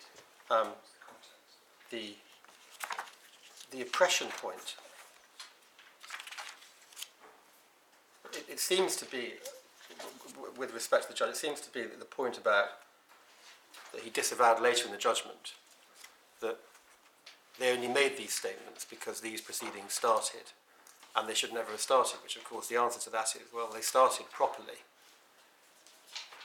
as a permission application, and they were made in the permission application. They weren't made in the committal application, which is actually probably another error on the part of the judge. He's operating on the basis that... I'm not sure. I think my lord, the Master of the Rolls, may be right. That what they're actually saying here is that they start off by saying this is all. There's been a fundamental error here because they haven't got permission from the right court. Therefore, as it were, the committal proceedings are in error. constituted. And it's on the basis of that they then say later on, well, it would be prejudicial to allow the amendment, because that whole section begins with, doesn't it, paragraph 7. They're seeking to regularise the claim by pleading facts which have occurred since the claim form was issued. So they certainly don't seem in this statement to be taken fairly and squarely the no jurisdiction point. They're just saying you've issued in the wrong court, or you sought permission from the wrong court. Yeah, which the judge dismissed and was actually withdrawn shortly after the hearing started. So that point fell away. And that, if you look at paragraph 10, that makes a general point that you shouldn't get permission to rely on statements prepared in connection with proceedings in which liability could not be established. I think that's purely which court you're in. Paragraph 10 on page 200, or? Yeah. So, again, there's an error there, isn't it? Because the statements weren't prepared solely in connection with and defence of the committal proceedings. They were prepared and served in response to the application for permission to commence committal proceedings. So the point is invalid in my submission. It's an important point, that actually, because the jurisdiction point only arises on the committal application. It doesn't arise in relation to the application. At the moment, it seems to me, I have to say that is this right? They put in two skeleton arguments. Yes. So there was a skeleton argument. So there were they put in two skeleton arguments with different dates. Yes. The skeleton argument we're looking at page 187 is simply dealing with the additional grounds. Yes. That's what that is dealing with. At the moment, I take the view that it's quite clear. I take the view anyway, that's all. That is on the assumption that the proceedings are not struck out, and that is all limited to starting the wrong court. But then they put in an earlier witness statement dealing with the other issue. The earlier skeleton. The earlier skeleton, Yes, where quite they right. do take the point in that earlier skeleton, Yeah. which Judge Owen then relied on. Yes. Which, that's when they said, oh yeah, you can't have proceedings for contempt in relation to a witness statement served before proceedings. So there are two separate skeleton arguments there. There are.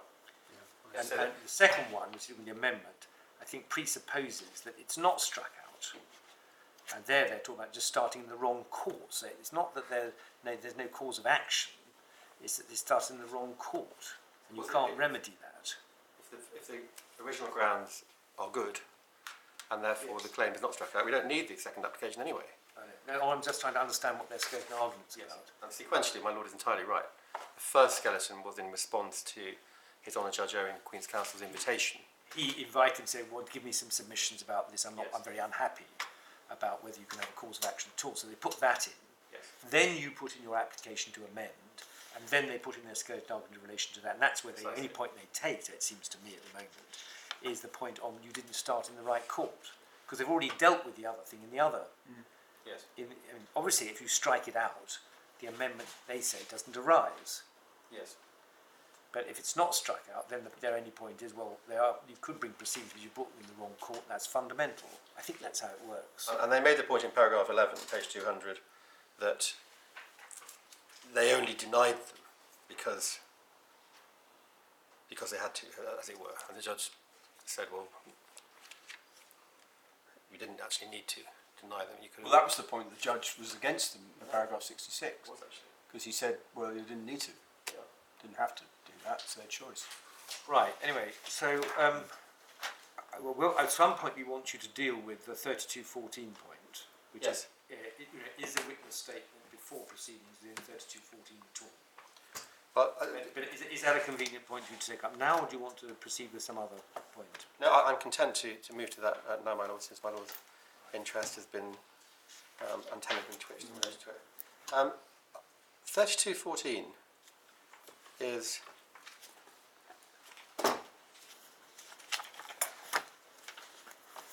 not in terms that might be expected.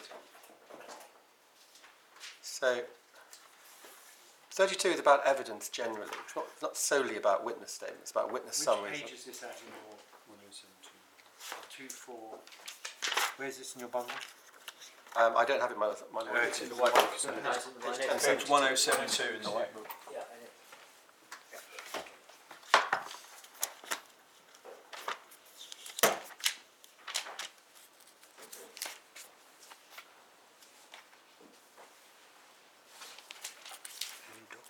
yes. So 3214 Yes.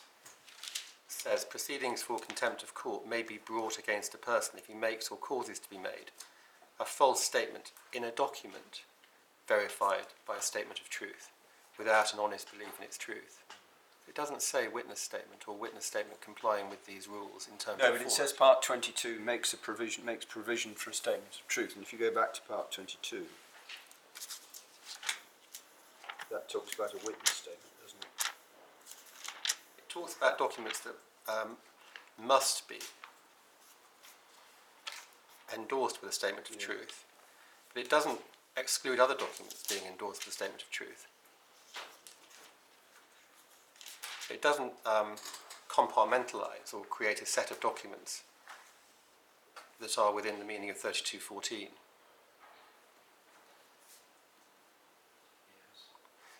And so where the judge says, for example, there's no court on this document, or there's no case number, and therefore it's not a witness statement properly so called, does that matter? The purpose of 3214.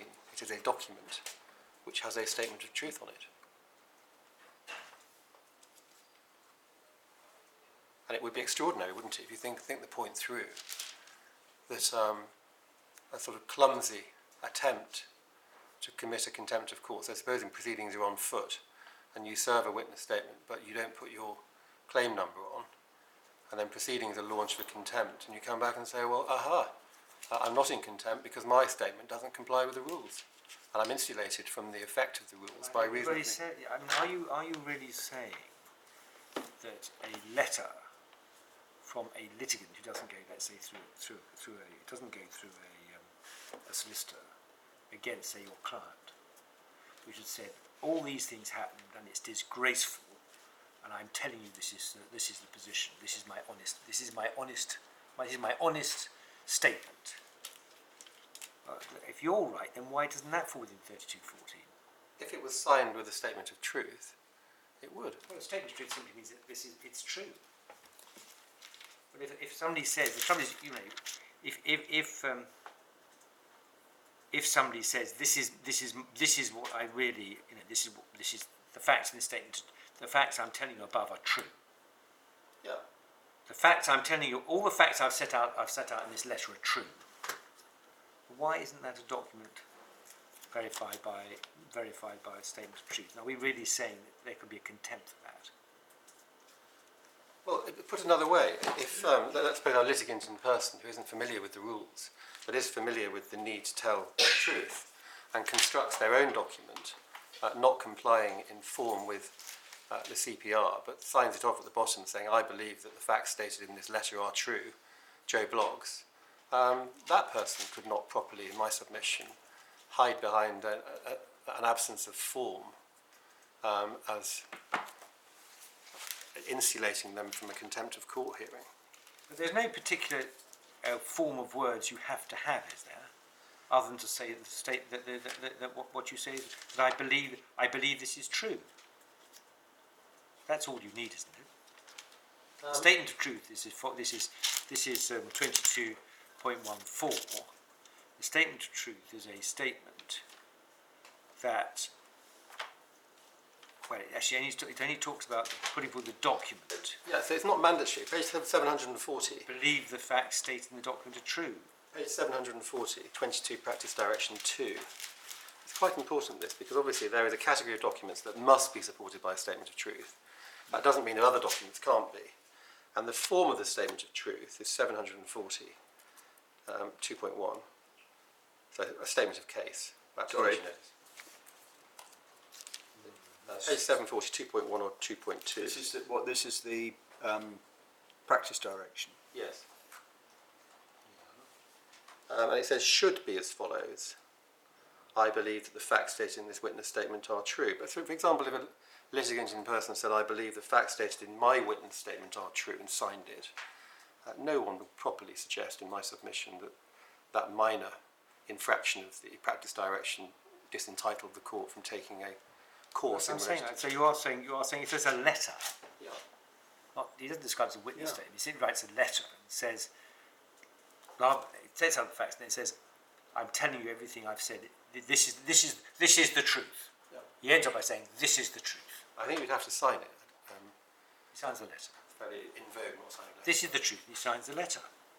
Well, if you're right, that would fall within 32.14.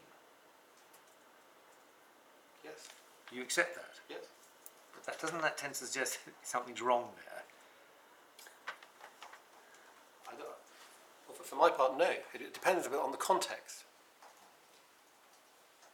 32.14, although it accommodates witness statements, is not exclusively about witness statements. It's about documents verified by a statement of truth, which should be in the form I've identified.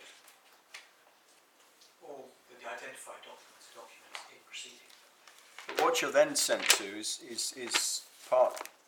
section 6 of part 81, isn't it? And the last words in brackets in 32.14 send you to part 6, which I think is, for present purposes, is 32.18. It's 81.18, isn't it? Tell us what my lord. It's 81.17 and then 81.18, committal application in relation to a false statement of truth or disclosure statement.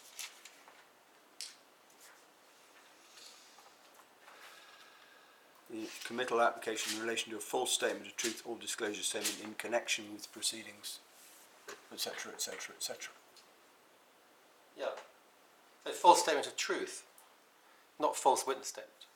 Well, in connection with proceedings may be qualifying words, though. Yes, but there are also other parts of this section which talk about otherwise than in connection with proceedings. That's only 81.13, is that right?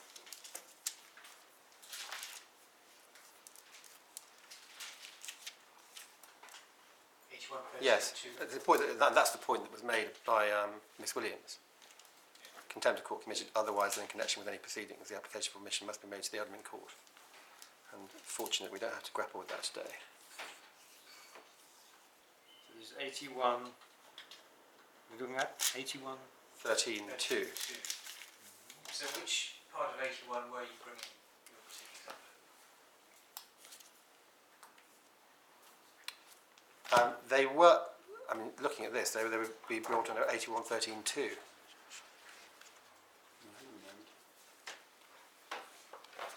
That would have been the correct form.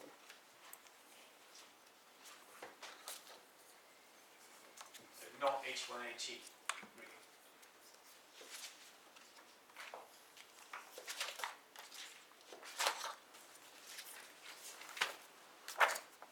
So what do you say about 81.18?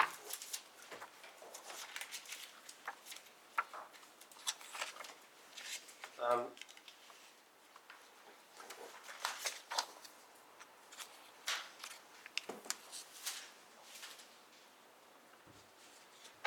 (81.18.3) is a committal application in relation to a false statement of truth or disclosure statement in connection with proceedings in the county court. May be made only with the permission of a single judge of the High Court.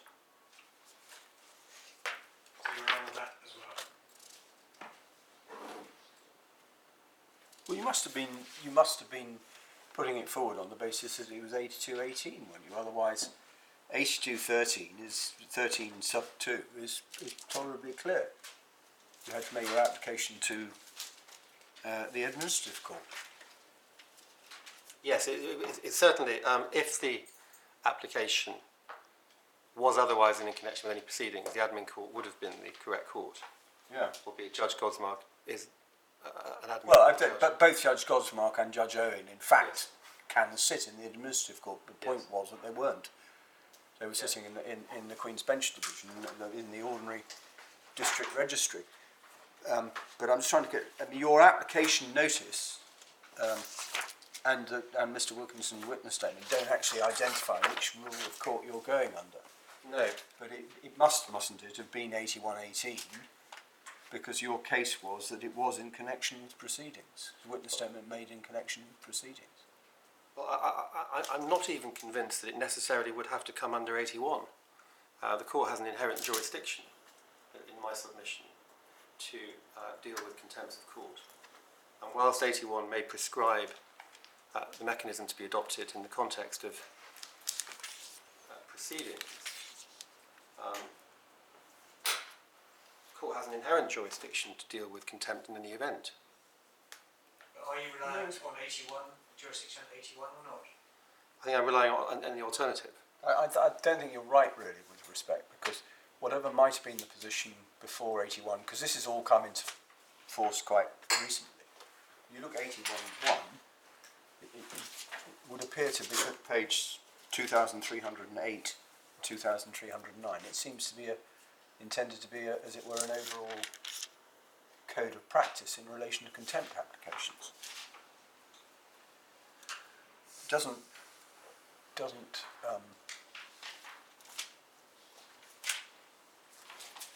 and the whole point about 81.13 is it's intended, isn't it, to cover situations without identifying what they may or may not be, Yes. where there's a contempt otherwise than in connection with proceedings. So it's picking up things like the Leveller magazine case and so on and so Exactly. forth.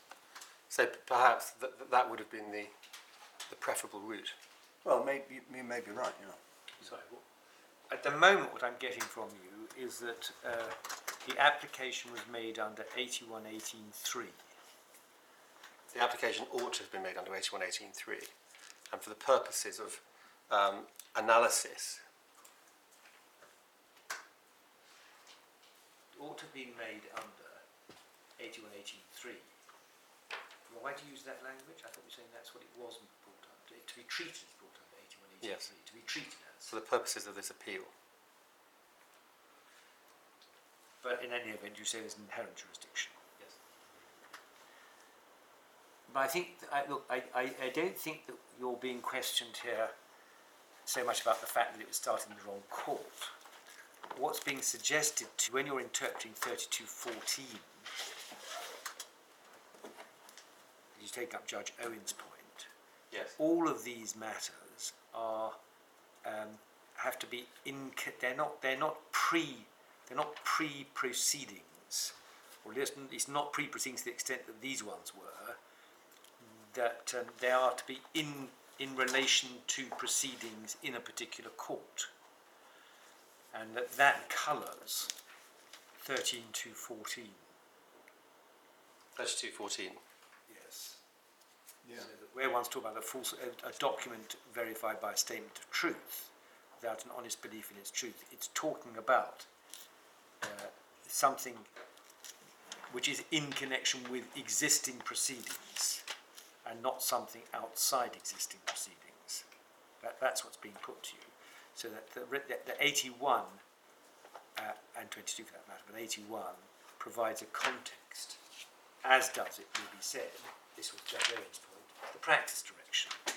Yes. I mean, that's the reason I think we're referring you to 81. I think what has also been said, of course said in Malgar, is that 32.14 actually does nothing. It doesn't create a new contempt. No. It simply identifies a mechanism for a contempt to be brought, and this is 81 as well, a mechanism by which a contempt might in an orderly way be brought before the court to be determined. But the jurisdiction to deal with contempt is jurisdiction at common law. Do you want to say anything about the practice direction? The practice direction concerning the content of the statement. Yes, Practice Direction 32. practice direction, supplemental 32. Well, other than what I've said, that it would be extraordinary if minor infractions in terms of the content of the statement insulated the maker of the statement from subsequent committal proceedings, assuming proceedings were on foot. That can't be right. It can't be right. For example, saying... So just trying to concentrate on where this gets us to. You're saying that the provisions in the practice direction, paragraph 17, paragraph 17 of the practice direction are not confining a document which purports to be a witness statement No, it said the witness statement for the should purpose be of headed. 3214. And if you look at 17.1, the witness statement should be headed. It doesn't say if you don't head it in this way, it's no longer a witness statement. It assumes it's a witness statement even if it isn't headed.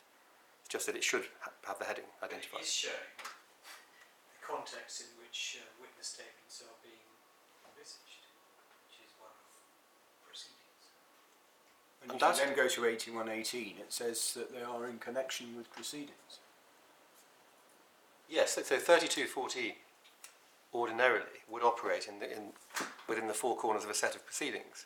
But my point, my more general point, is that by utilising the pre-action protocol, a decision has been taken to extract conduct that ordinarily might occur post-proceedings and put that into a pre-proceeding setting.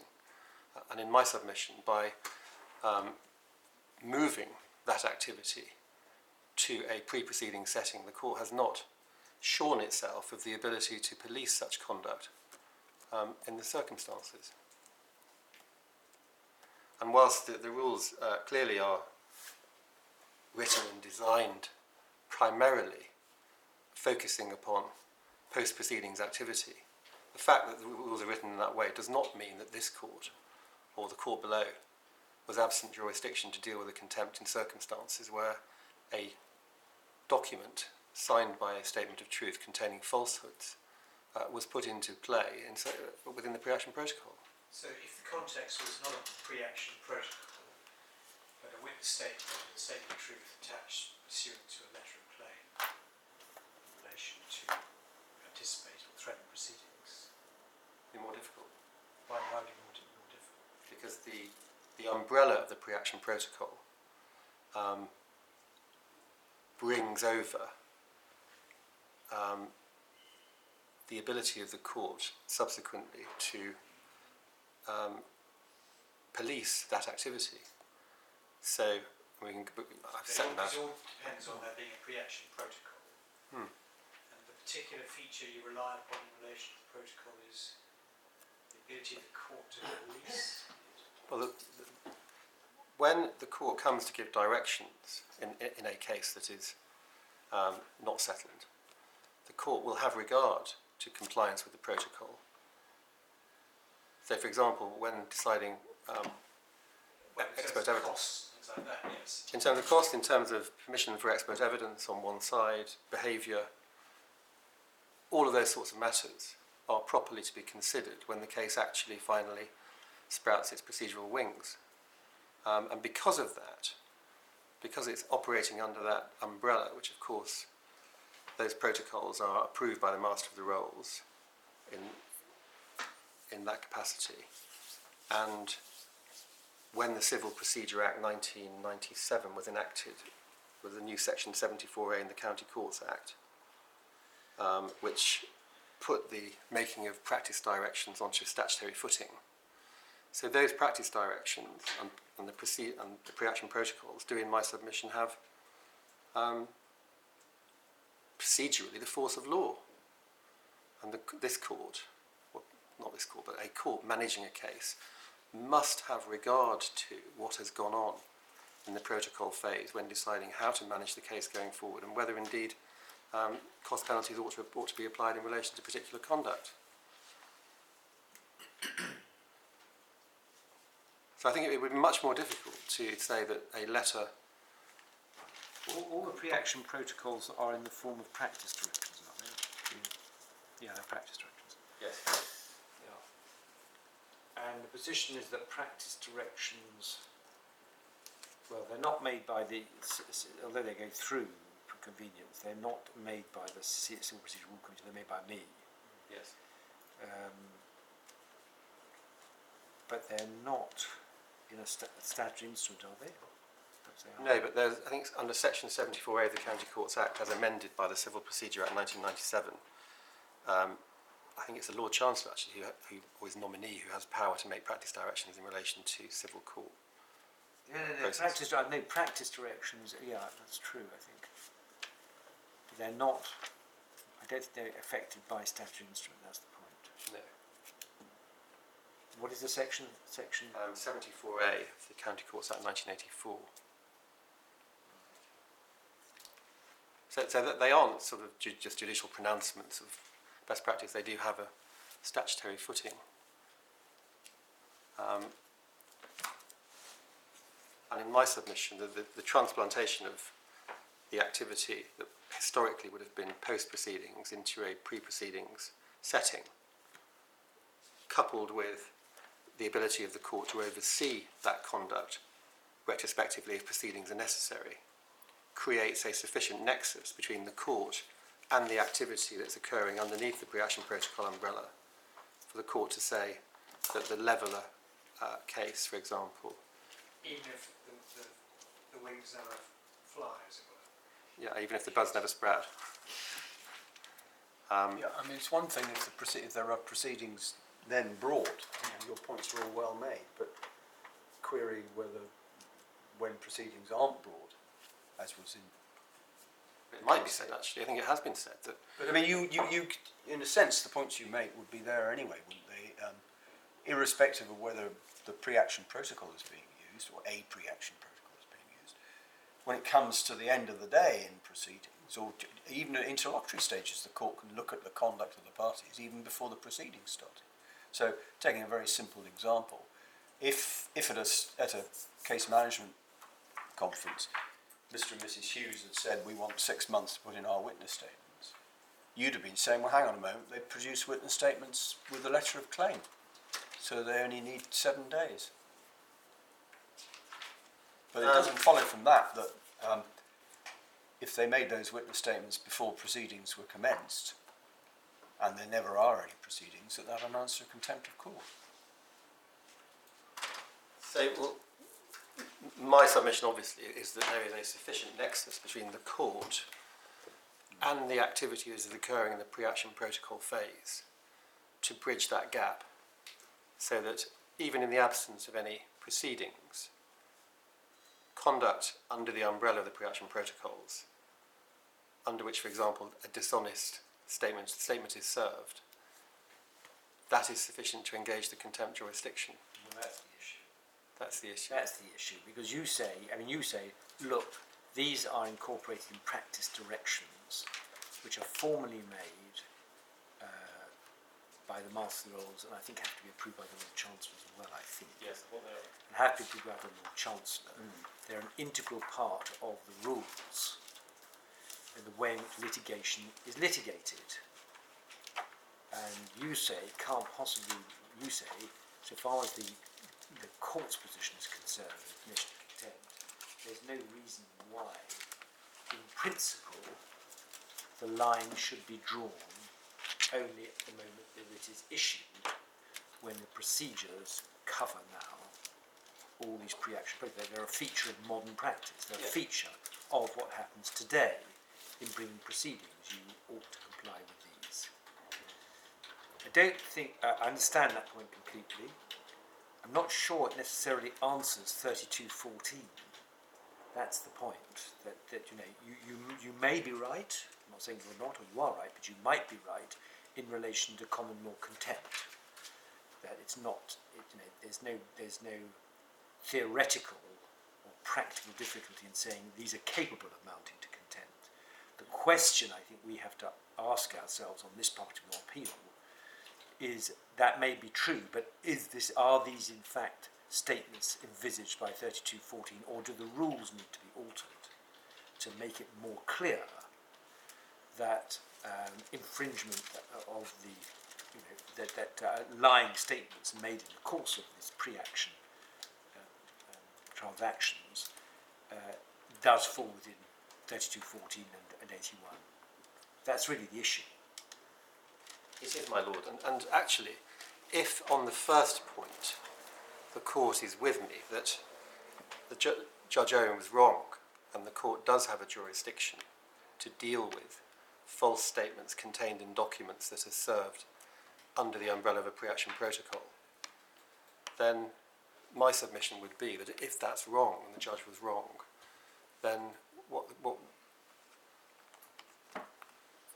court would then need to look at that situation and see to do what it could to ensure that justice was done by allowing the grounds to be put forward in a manner which enabled the case to be dealt with.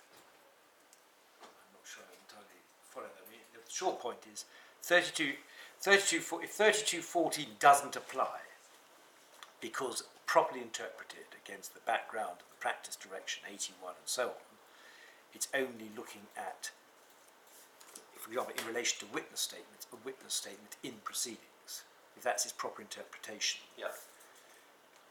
So I'll just deal with that finally. I'm not sure where you go from there. Well, I say it does apply.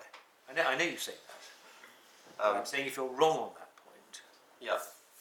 that's a pure question of interpretation of 3214. I don't see what scope there is left for you on this point of jurisdiction. I'm not dealing now with your subsequent witness statement point. I leave the other side. 3214 doesn't create any jurisdiction. No, it doesn't.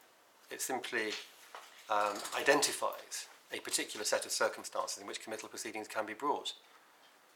It doesn't say that all of the other sets of circumstances in which committal proceedings can be brought are modified or no longer valid. So if the court was against me and the court said you're not within 3214, that wouldn't mean necessarily that the court didn't have jurisdiction to entertain the committal proceedings in relation to the service of a false document. Well, you then go, wouldn't you, to 8113? Yes, if necessary. But I think that the nub point here is that the court, I hope I'm not asking for too much of an indulgence, if the court's with me on the question of jurisdiction, it would not be difficult to disentangle this case and put it into a proper shape for it to be determined at a final hearing. Whether that's saying by reference to 3214 or simply the fact that you have made a false, you signed a false document with a statement of truth in a pre-action protocol period, that is sufficient.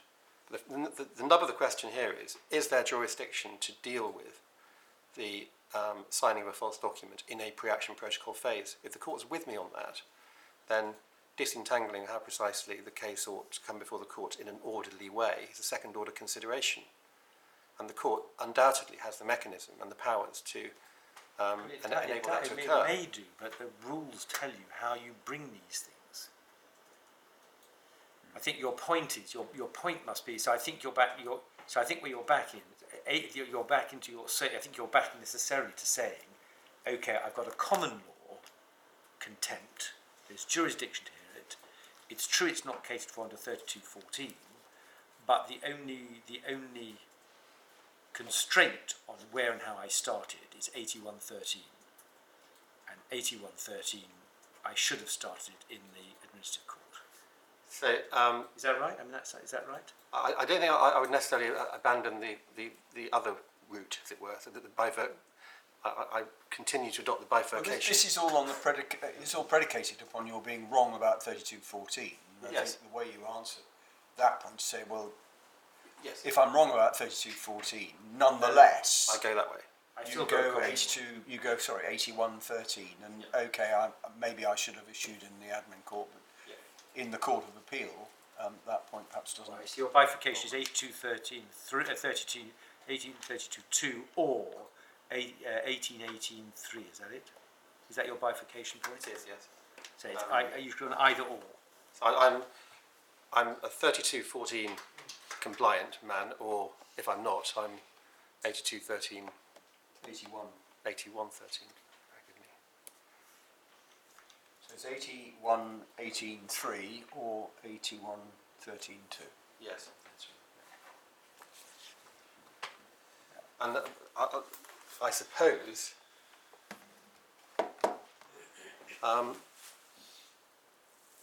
if this is a wholly extra CPR matter, then it may be that it's an inherent jurisdiction point rather than 81 at all. But I think it's what you are saying. I think you're saying that. Yeah. It's inherent jurisdiction common law. Yeah, and if the rules have been written in a way which, for understandable reasons, focuses upon post-proceedings activity, and have not directed their minds to activity in the pre-action protocol phase, and have not accommodated how a contempt in that phase might properly be brought before the court in an orderly way, then the court has an inherent jurisdiction to make orders so as to accommodate that. How would we accommodate that? Because let's assume for the moment 81.18.3 that has the words in connection with. You've got the same problem in a way there. 81.13.2 is where contempt of course is otherwise in connection with any proceedings. Yes. I mean, assuming you folded in 81.13.2 under an inherent jurisdiction, common law, contempt, how would we remedy the fact that you haven't started there? What's the answer to that? There is, at the end of Part 81, there's a catch-all provision which enables the court to waive any procedural defect in the commencement of a committal application. Where's that? Yeah. The very last Hang on. part of 81.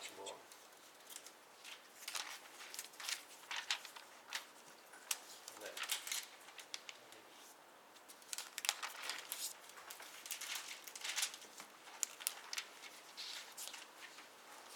Where is that? I'm just looking at the application.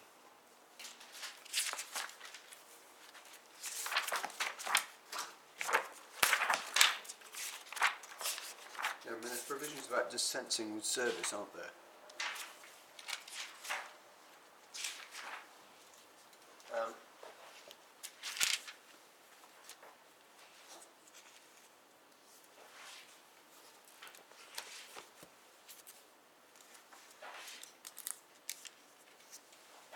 Forgive me, my lord, I will find it momentarily. Yeah, so it's 81 Practice Direction 16.1, and it's 16.2 particularly, page 2360. 2360.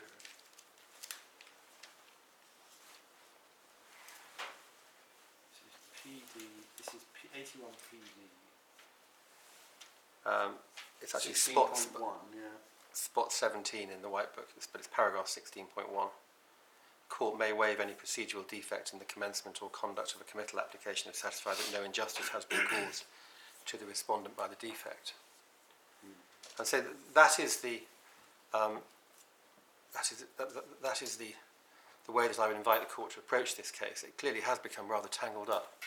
But if the court takes the view that there is jurisdiction to deal with false statements that are served in the pre-action protocol phase, then everything else should follow from that. The court should then say, well, given what's happened in this case, we'll put it on a proper procedural footing. So just to be clear, this only applies to pre-action protocol cases. Yep. It only applies to documents with a statement of truth in them. Yep. So exactly the same thing is said without that statement. Would apply. Yes. That is as far as I put it on this appeal. I certainly wouldn't suggest it goes any further than that.